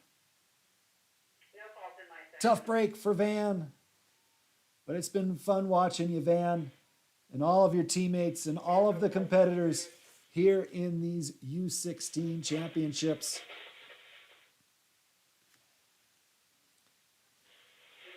Well, what an exciting run number 2. We really shook things up. And if I'm not mistaken, well, I'm not going to say anything on the overall. It's going to be exciting to see who took the overall win. But from today, unofficially, Cole Pelt's the slalom title winner. So he matches downhill and slalom wins. That's impressive work. Luke Mionger, congratulations to the Team Afton racer.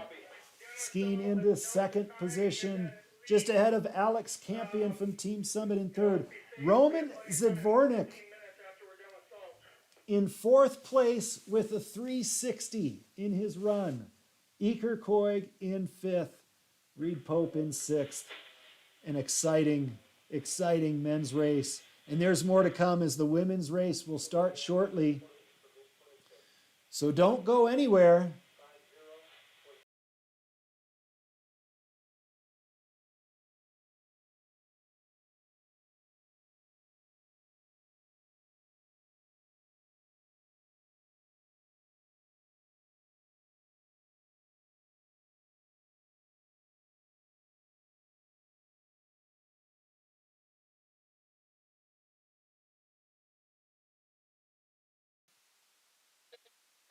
They clear the course, we get a little point of view look through the racer's eyes. What it's like going through these slalom gates, they're going a lot faster than this. Clear them out of the way, but you see how tightly positioned those gates are for the skiers as they weave their way through.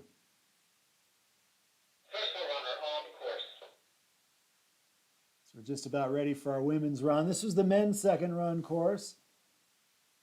On the same pitch as the women. Get the idea of how difficult it is and how fine the margins are to get the feet around through these tight slalom poles.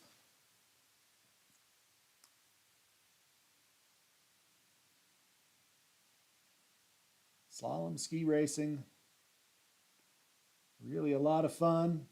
This all-out race trail is a trail that the racers do enjoy. As we look back up the hill, we're underway with some forerunners on course. Our first forerunner on course.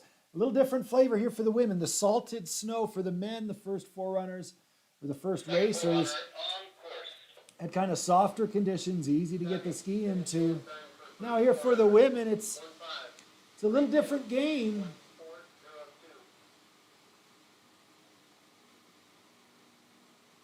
They've really got to be over their skis.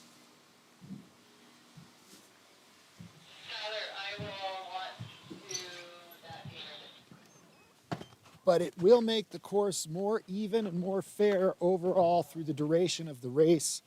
And it's what the skiers like. They like it firm underneath.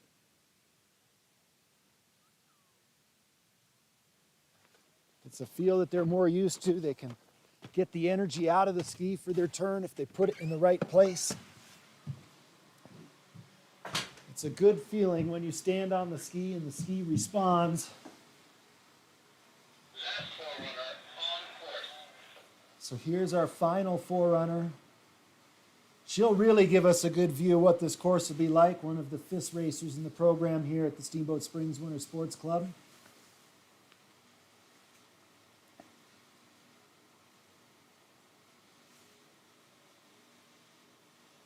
We'll help the coaches send up a good course report for their first racers. It'll be Allison Mihalik, our first racer out of the start in this course. By the looks of the forerunners and the salt job that was done, I think is going to be a treat of a finale. And that's what we like to wrap things up for the championship event, is a good, fair course. No tricks. Let the racers really fly and have the opportunity to do something special. So here comes Allison Mihalik from the 4 Degrees ski team, kicking things off in run number 2 of the U.S. Ski and Snowboard Rocky Central U16 Championships here at Steamboat Resort, presented by David Baldinger, Steamboat Sotheby's International Realty. Mihalik has a nice tempo and excited to get to run a clean track here, run number 2. She's from Superior, Wisconsin. Hope she's enjoyed her time here in Steamboat. Certainly have thawed out. I know there have been some cold days up there in Superior this winter. Mihalik making her way towards the finish. And Allison setting the pace for run number 2 as Sophia Wenberg kicks out of the gate. Mihalik into the lead with a 45.38. Our current race leader, Sophia Wenberg. Oh my goodness. She runs so straight, so direct. Gives the course zero respect. She was 13th after run number 1. She knows she has an opportunity in front of her. And just going inside. Maybe in the softer snow, she could have gotten away with that, but not with the salted surface that they have right now. A tough break for the Buck Hill racer. She really had it going. She was charging hard. Sophia Wenberg through the upside down hairpin down to the bottom. She goes. She's across as Mia Lapuner starts her run. Mia from the Steamboat Springs Winter Sports Club. It's fast up top. You see the athletes carrying a ton of speed as they go out of our upper camera's view and into the lower camera view. Sophia Wenberg into the lead, 45.50 on run number 2, was second fastest, but she moves into the lead overall. So good job for Sophia for staying in it. Mia Lapuner, 16th after run number 1. So let's see what she can do. A good run bumps her into the top 10 through the upside down hairpin. She goes. As Lapuner crosses the line, it's Grace Berghorn kicking out of the start. Lapuner skiing across, and we've got a new race leader. Mia Lapuner from the Steamboat Springs Winter Sports Club, 42.89. She holds the lead by 2.5 seconds. Grace Berghorn next up. Here comes Grace from Team Summit. Grace 17th after run number 1. So a couple skiers that had solid first runs in the back of the pack looking to make a charge with the good clean course on run number 2. Grace Berghorn getting caught a little backseat though.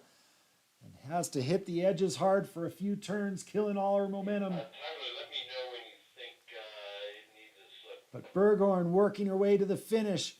Here comes Grace to the line and she reaches across. Bryn Stein pushes out of the gate up top. Through the finish, Grace Berghorn into second with a 43.70.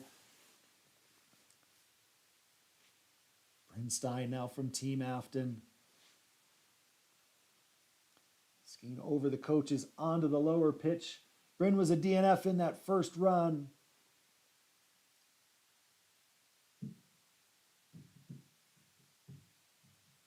Oh, and Bryn not having a slalom day.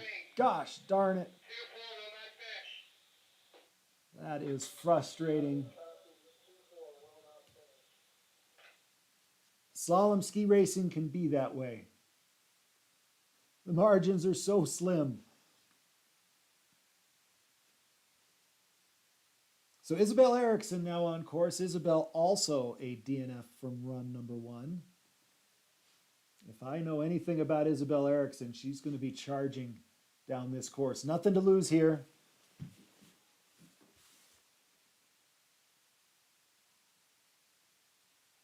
Working to stay ahead of it. A little bit of terrain there is interesting.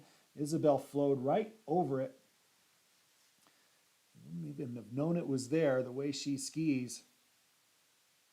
Just loose in the legs, but strong. Isabel Eriksson through the finish. Her teammate Anna Jarmaz is on course up above. Eriksson second fastest on run number 2, 43.56. The time by Mia Lapuner still holding up. 42.89 is the pace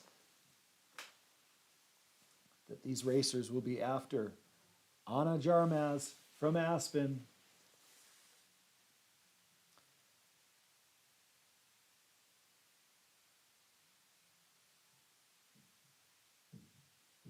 Pressure a little bit low, but she's keeping the skis running. Different feel underfoot with the salt. As Maya Hargreaves pushes out of the start. Anna Jarmaz through the finish into fourth with a 45.38. Here comes Maya Hargreaves from the Accelerate team out of Mount Brighton.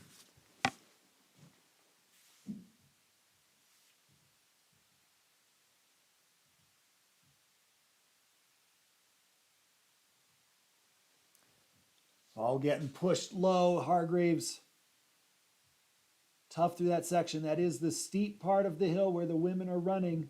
A bit more of a consistent pitch on the men's side. The women go from a little flatter to very steep to then a little bit flatter. For me, I like that side. There's a little more character. Emma Munoz getting stuck on her ski and off course. Tough break for Emma. She skis out. So Corrine Rubin will be our next competitor. Hargreaves through in sixth with a 48.92. Corrine Rubin from the Copper Country ski team.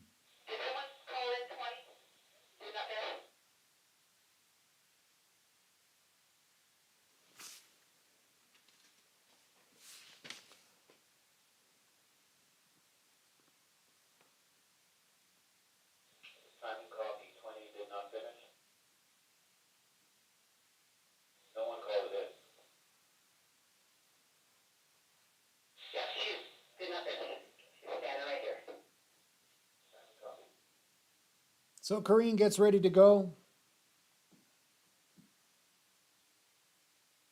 I think she may be able to claim the furthest north racer in our field today. Way up there in Houghton, Michigan.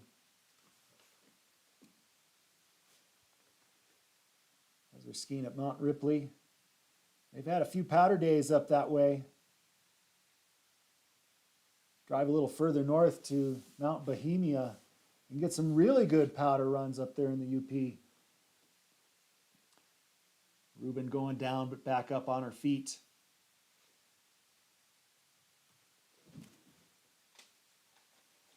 Struggling down here, though, is Ruben, and she goes off course. Timing, 1-9, will not finish. Tough break for Karina Sydney. Shuttler gets ready for her turn. Here comes Sydney Shuttler from Team Summit.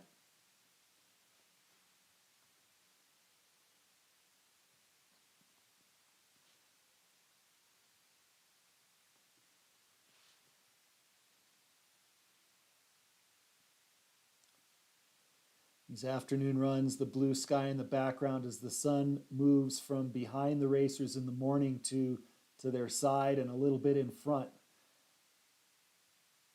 Makes for some nice viewing on our lower cameras. Sydney Shuttler doing some nice skiing. She makes her way down the lower section. Shuttler dances through the final gates and across as Chloe Kafka from the Steamboat Springs Winter Sports Club pushes out of the start gate. It's Shuttler with a 45.29, moves her into fourth position. Chloe Kafka on course. 21st after the first run, running from the back. Chloe could sneak into the top 10 with a tremendous second run here. She's got to let those skis run. Be willing to take some risk. This is really good skiing for Chloe, but holding on perhaps just a little bit from the top potential that she has when she really reaches into the gears, and there she is right now doing it to the finish line. She goes. Jessica Lynn is on course, the Granite Peak racer. It's got her final run of these championships underway. Kafka threw into third place, 43.60 her time. Third fastest on the second run. Jessica Lynn onto the lower section now. Navigating these steep turns well. Lynn out of Eagle River, Wisconsin. A multi-sport skier who loves watching Johnny Mosley ski. Johnny Mosley always was entertaining to watch. Jessica Lynn doing a nice job. Getting through the finish that time after a DNF in run number one. 51.43 her time. Brielle Walsh from the Steamboat Springs Winter Sports Club now on course.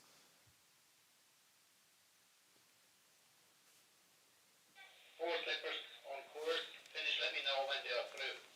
Brielle, 25th in that first run. She do something really special on this second run. Getting a little bit back, but she's going for it, getting after it. Brielle Walsh out of Hood River, Oregon.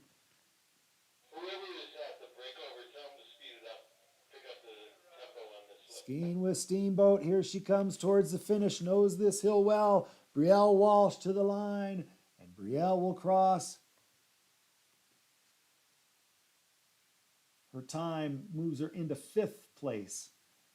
It's 44.92. Ella Orton, her teammate, getting ready to go at the top. But she'll wait patiently as a group of slippers makes their way down the course in front of her. Certainly some grooves have formed, but the salt seems to be taking well, and the course holding up well for the women. While we've got the break for slippers, let's talk about the Alpine Combined. The results from the girls who completed their Super G race, and then we add to it their first run of slalom to make up the Alpine Combined. And this year, the unofficial results show in the Alpine Combined, Winter Phillips from Ski and Snowboard Club Vail taking the top spot. 7th in the Super G, 3rd in the first run of slalom. Puts her at the top of the Alpine Combined standings by 1.2 seconds over Steamboat's Caroline Christoph Brown. She'll be taking home her second silver medal of these championships with that result.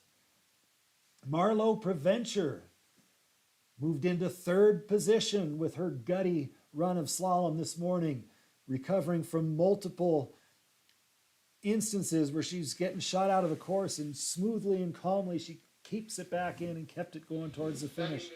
How about Kaya Ryder from Team Summit punching it into fourth in the Alpine combined, and Alessandra Loro with what I thought was a really fantastic second run of the combined. Her first run of slalom this morning skis into fifth in those combined standings.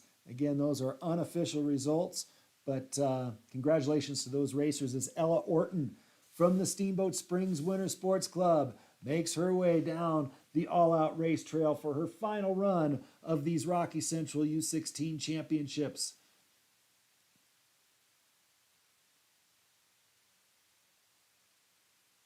Orton never afraid to attack. She is giving it her all. This is a gutty run for the Steamboat racer. On and off the edges quickly. You never see Ella holding on to the edge too long, and that's one of the things I love about her skiing. As she crosses, and Layla Bamber gets ready to go. Bamber pushing out of the start. Orton threw into 8th position, 45.26 her time. Layla Bamber, Ski and Snowboard Club Vale, having a problem there, and off course. Tough break for Layla.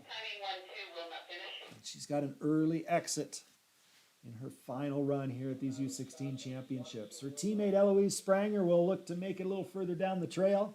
Eloise up there in the start, getting the start command, and on course comes Spranger.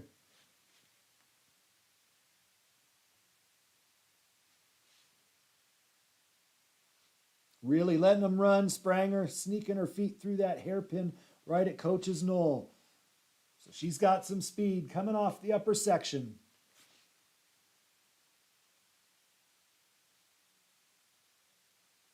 How can she maintain it over the pitch here? The steepest part of the hill right here.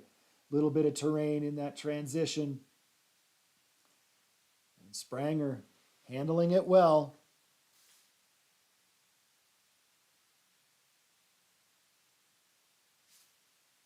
Eloise Spranger approaching the finish. And she's across. Lynn Gebhardt, her teammate, pushing hard on the upper section of the course. Spranger threw into 5th place. Her time 45.39 on run number 2. Lynn Gebhardt on course. Lynn had some really fast spots on her first run. But a mistake slowed her time down from what it could have been. An opportunity to move up, though, on this run for Wynn. Wynn reaches for the finish, and she moves into 7th position.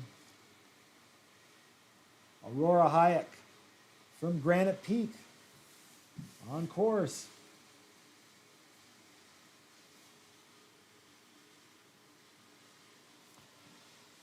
Aurora hails from Wausau, Wisconsin. A musical talent as well on the violin. Multi-sport athlete. Getting a little bit twisted coming out of the delay. But Hayek's got the ship righted now. As Aurora Hayek charges to the finish. She crosses with a time of 50.47 into 13th. Sophie Coxon from the Great Lakes Ski Academy is on course.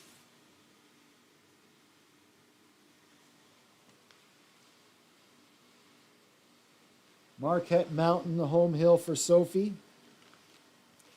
She hails from Marquette, Michigan.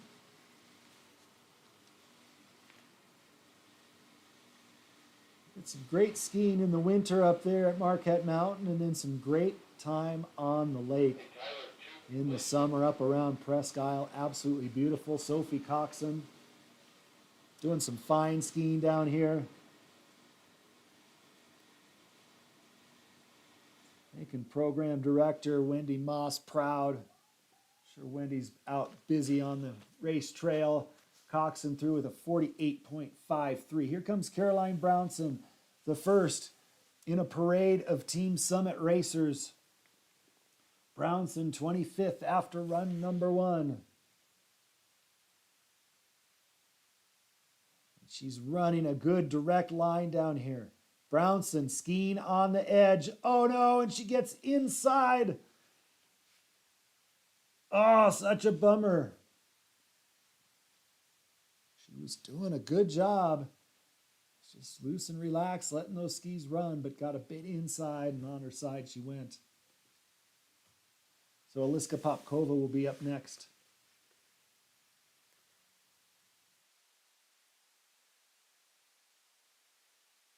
Caroline Brownson threw into 12th with a 50.29 on her second run.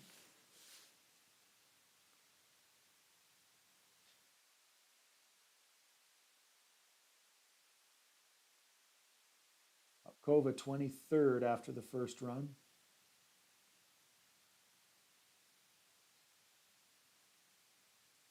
Setting the pitch up very well.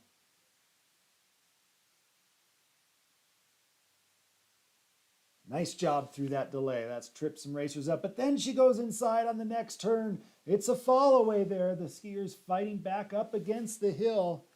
That's 2 Team Summit racers in a row that have had a little bobble in that section. Malie Dieterich, though. She has been unflappable at this event. The only thing that stopped her was a ski falling off in the Super G. And even that, if I remember right, didn't knock her down. She just wasn't able to finish. Popkova through the finish. 46.32 moves her into 9th place as Malie Dieterich. 4th fastest after run number 1. Looking to see if she can move up a few spots here on run number 2. Malie Dieterich across the line.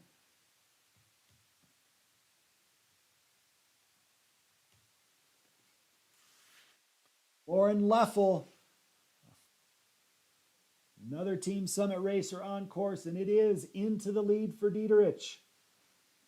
Mia Lapuner was holding on to that lead for a while, but Dieterich has taken over the top spot. 43.56, second fastest in run number 2, but fastest in the overall standings.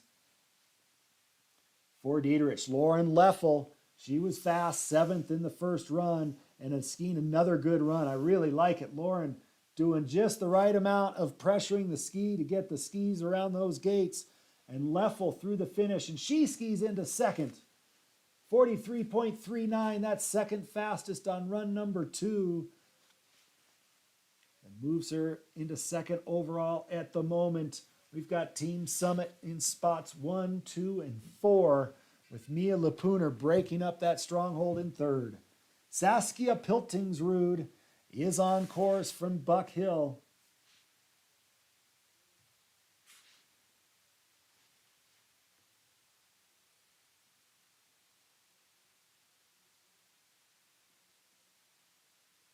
And the Buck Hill racer to the line as Winter Phillips makes her way down the upper part. Piltingsrud with a time of 45.67 skis into 6th position. Winter Phillips from Ski and Snowboard Club Vale, 3rd fastest from run number 1.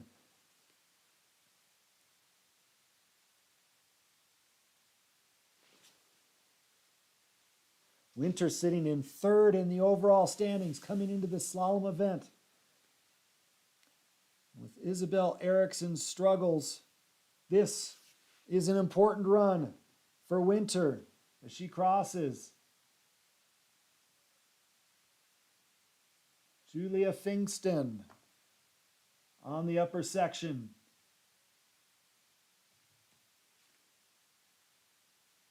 From 4 degrees, and Winter Phillips cross into the lead. 43.15 for Winter on run number 2. Puts her into the lead by 7/10 of a second. Second fastest on run number 2 for Winter. It's going to make it exciting on the overall standings for sure. See if she can hold on to that spot as Julia Fingston from 4 degrees makes her way through the final few turns, wrapping up her U16 championship experience. Nice run, Julia. Fingston into 17th with a 48.15, pushing out of the start.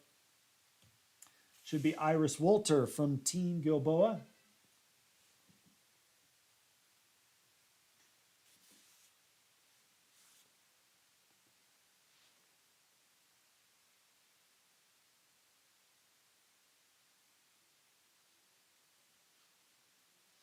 And she pushes her way back on course.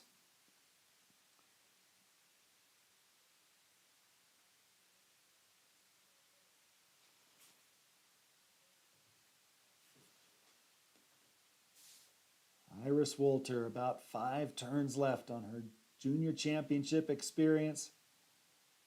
Wants to get it through the finish line.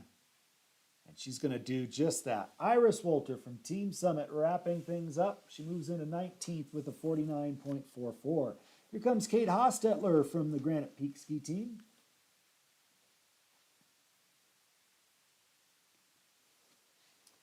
Kate, unfortunately, getting hung up just before the finish in run number 1 was a disqualification. So the second run is a pride run. Try to get it through the finish and feel good about her time here. She should feel good about the achievement of qualifying for these U16 championships. That is an accomplishment in itself, as the fields at these championship events quite small. Takes a lot to get it done as Layla Martinez makes her way onto the upper part of the course. Hostetler through the finish. Her time 53.08. Layla Martinez from Ski and Snowboard Club Vale on course. She was 24th after run number 1.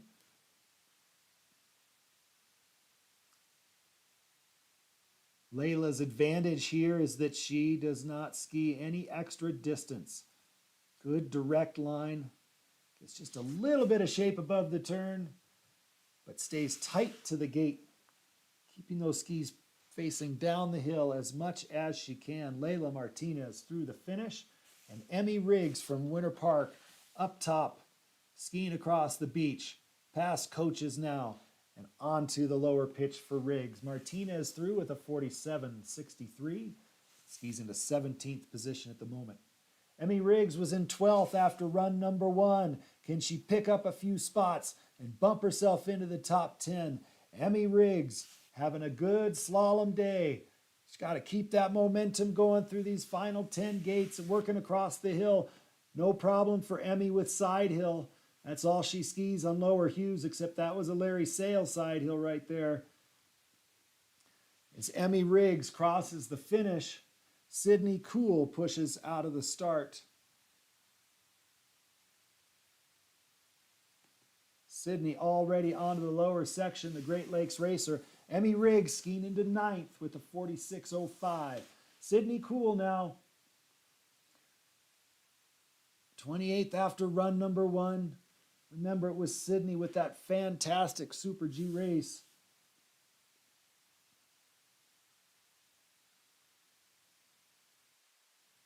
She's got the rhythm going down here. This is the sauce that we saw in the Super G.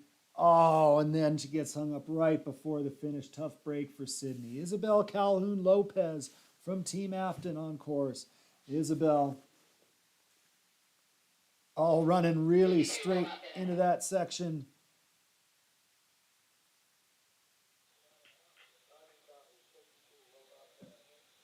Calhoun Lopez onto the lower part of the course.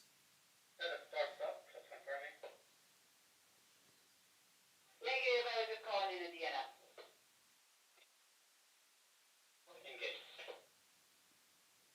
Calhoun Lopez putting together a nice run.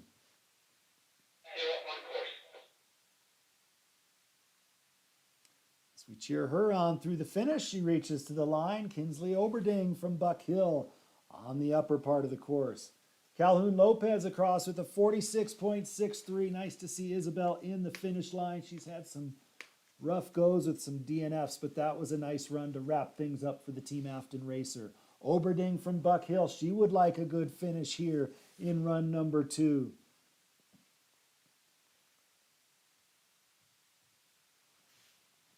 And it's looking good for Oberding.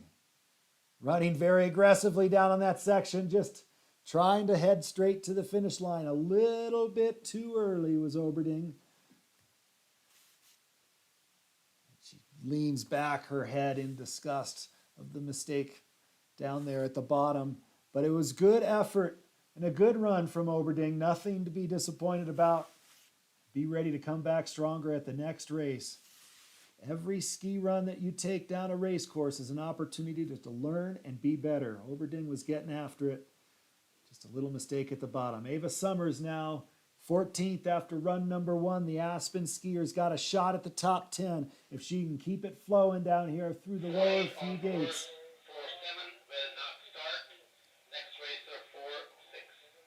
Ava Summers across the line. Amy Derner on the upper section of the course, and off the upper section of the course, Amy Derner. 48 did not finish. 48 did not finish. Tough break for Amy. She's had one heck of a rodeo ride here at these championships. Ava Summers finished 45.93, puts her into 12th position at the moment. Kalia Lutz-Saladin will be our next competitor to push out of the gate. She's out of the Aspen Valley Ski and Snowboard Club.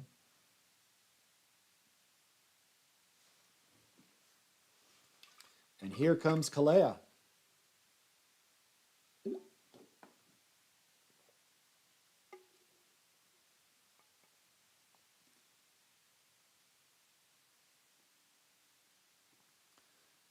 Pedal to the metal skiing here for Kalea on the upper section. Now let's see what happens as the hill gets steep and drops onto the lower pitch. Getting pushed low, but keeping things moving and not panicking. Lutz-Saladin. 10th after run number 1.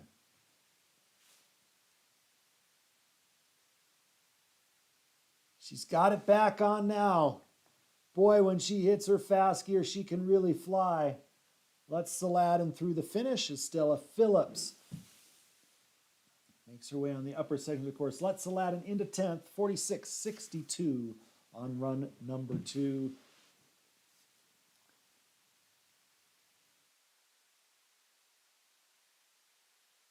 Phillips from Whitefish, Montana. An independent racer. Working on her own with Coach Pat Burke.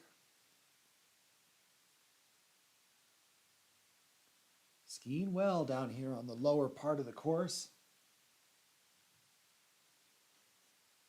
This is a nice way to finish for Phillips. Stella Phillips driving to the line. As Riley Thompson makes her way on the upper part of the course, we see her getting low but staying in it. Phillips in 21st with a 48.29 on run number 2. Riley Thompson from Steamboat, 9th fastest in run number 1. She knows with the course more beat up in this second run, she's really got to lay it down the hill. And she's charging. She's had a few mistakes, though. Oh, and that one's going to be the most costly, as now she has to work across the hill with the momentum lost. But it's a gutsy performance from Thompson. She had a great day yesterday in the giant slalom, and she should be proud of her performance here at these U16 championships, really giving it her all. Thompson into the top 10, 46.37. We'll see if she can stay in the top 10. It's going to be close, but a few bobbles on that run makes it an impressive result for me, considering. Sophie Kazicki from Loveland. Getting pushed a little bit low.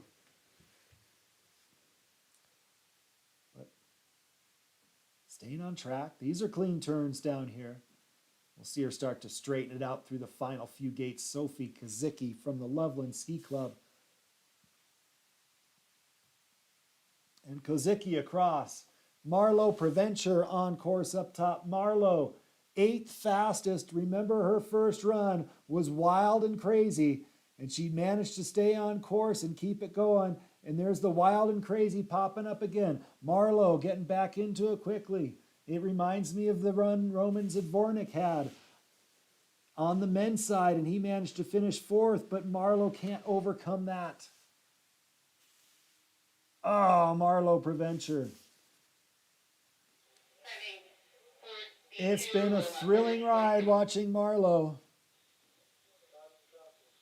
Would love to have seen her get through the finish a few more times.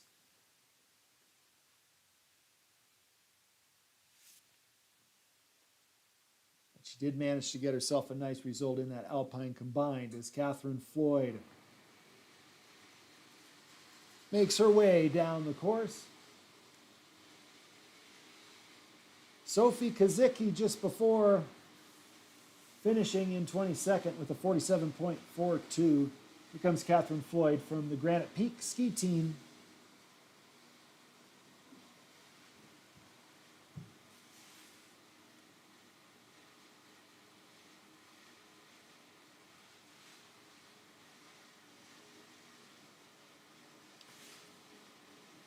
Good tempo. She knows where to put pressure in the turn, where to bend that ski.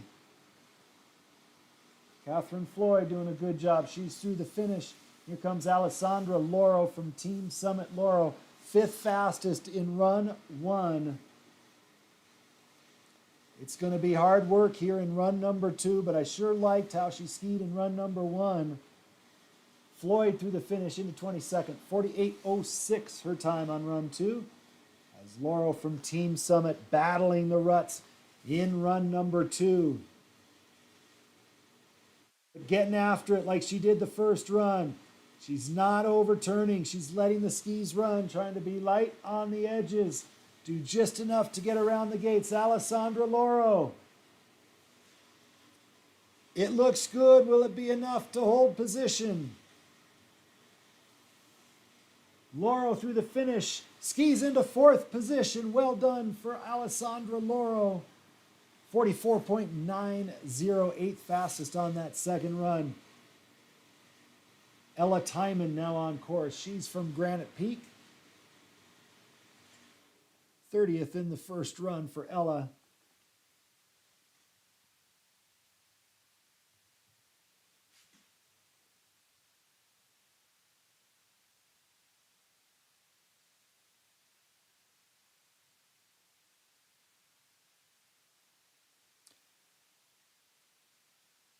Doing a really nice job down here. I like how she keeps the hands up high, the shoulders level. And Ella Timon is through the finish. Caroline Christoph Brown is on course. 2nd fastest in run number 1, the Steamboat Springs Winter Sports Club racer. Charging down the mountain. Good tactics, keeping that pressure above the gate, handling these ruts extremely well. Caroline Christoph Brown, can she keep it clean all the way through the finish? It's a great run so far from the back of the pack for Caroline Christoph Brown. Winner Phillips in the lead at the finish. Christoph Brown reaches to the line, and Christoph Brown is across into 2nd position. Kaya Ryder now on course, the Team Summit racer. Coming into view down below, Christoph Brown, 8th fastest on run number 2, 43.98. Puts her into 2nd by just under a half a second. Winter Phillips holding on to the lead with Kaya Ryder from Team Summit, 6th fastest in that run number 1. Making some nice turns down the lower section. Ryder getting pushed low there in the delay. Tougher to manage the speed here in this second run, running near the end.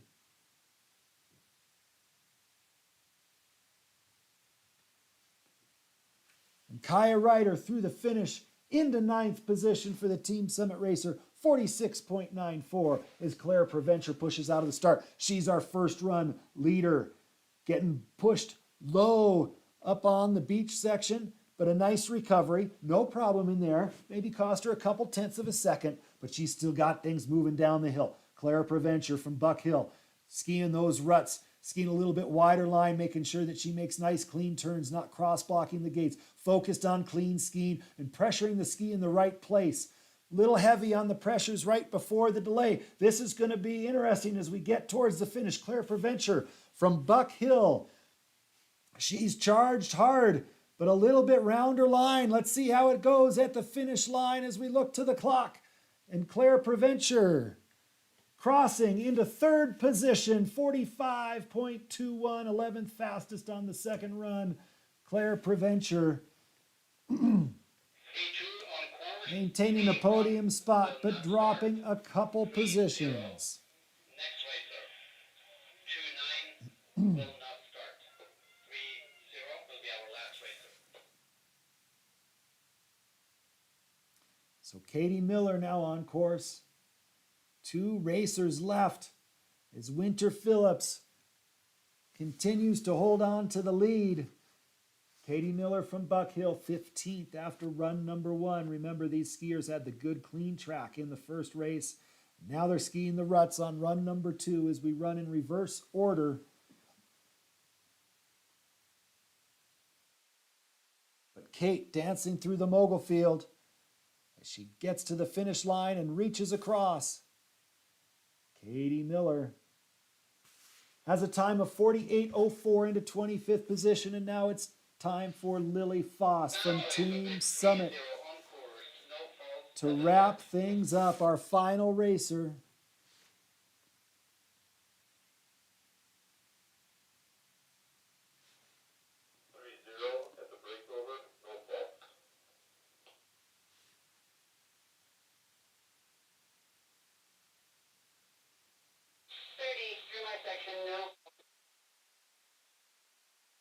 Skiing well down here. She was 20th after run number 1 on a clean course. But to me, when I watch Lily ski, the ruts don't bother her.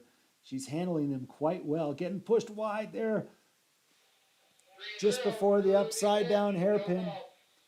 But she's gotten through it. Lily Foss dancing through the finish. Our final racer has got to finish here at these U.S. Ski and Snowboard Rocky Central U16 Championships. Lily Foss through into 25th with a 47.33 on her second run. That wraps things up. What a great week of racing for all of these competitors at the U.S. Ski and Snowboard Rocky Central U16 Championships presented by David Baldinger, Steamboat Sotheby's International Realty.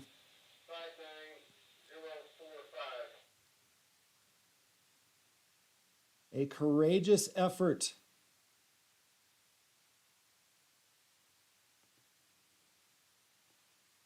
An impressive skiing. So fun to watch. A big thank you to Steamboat Resort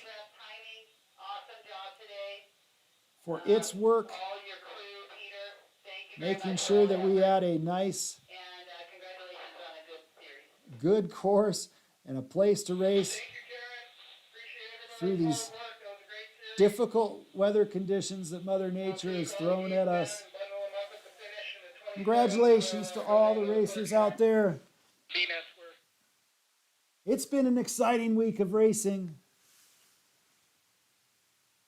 And we're going to head down to the bottom now for some race awards at 2:30. If you are watching from anywhere in Steamboat, come down to the Steamboat Square stage, the big stage, to reward the fantastic performances from these athletes. We thank you for tuning in and watching. And we hope to see you back for next year's U16 Championship event scheduled here in Steamboat Springs. Signing off.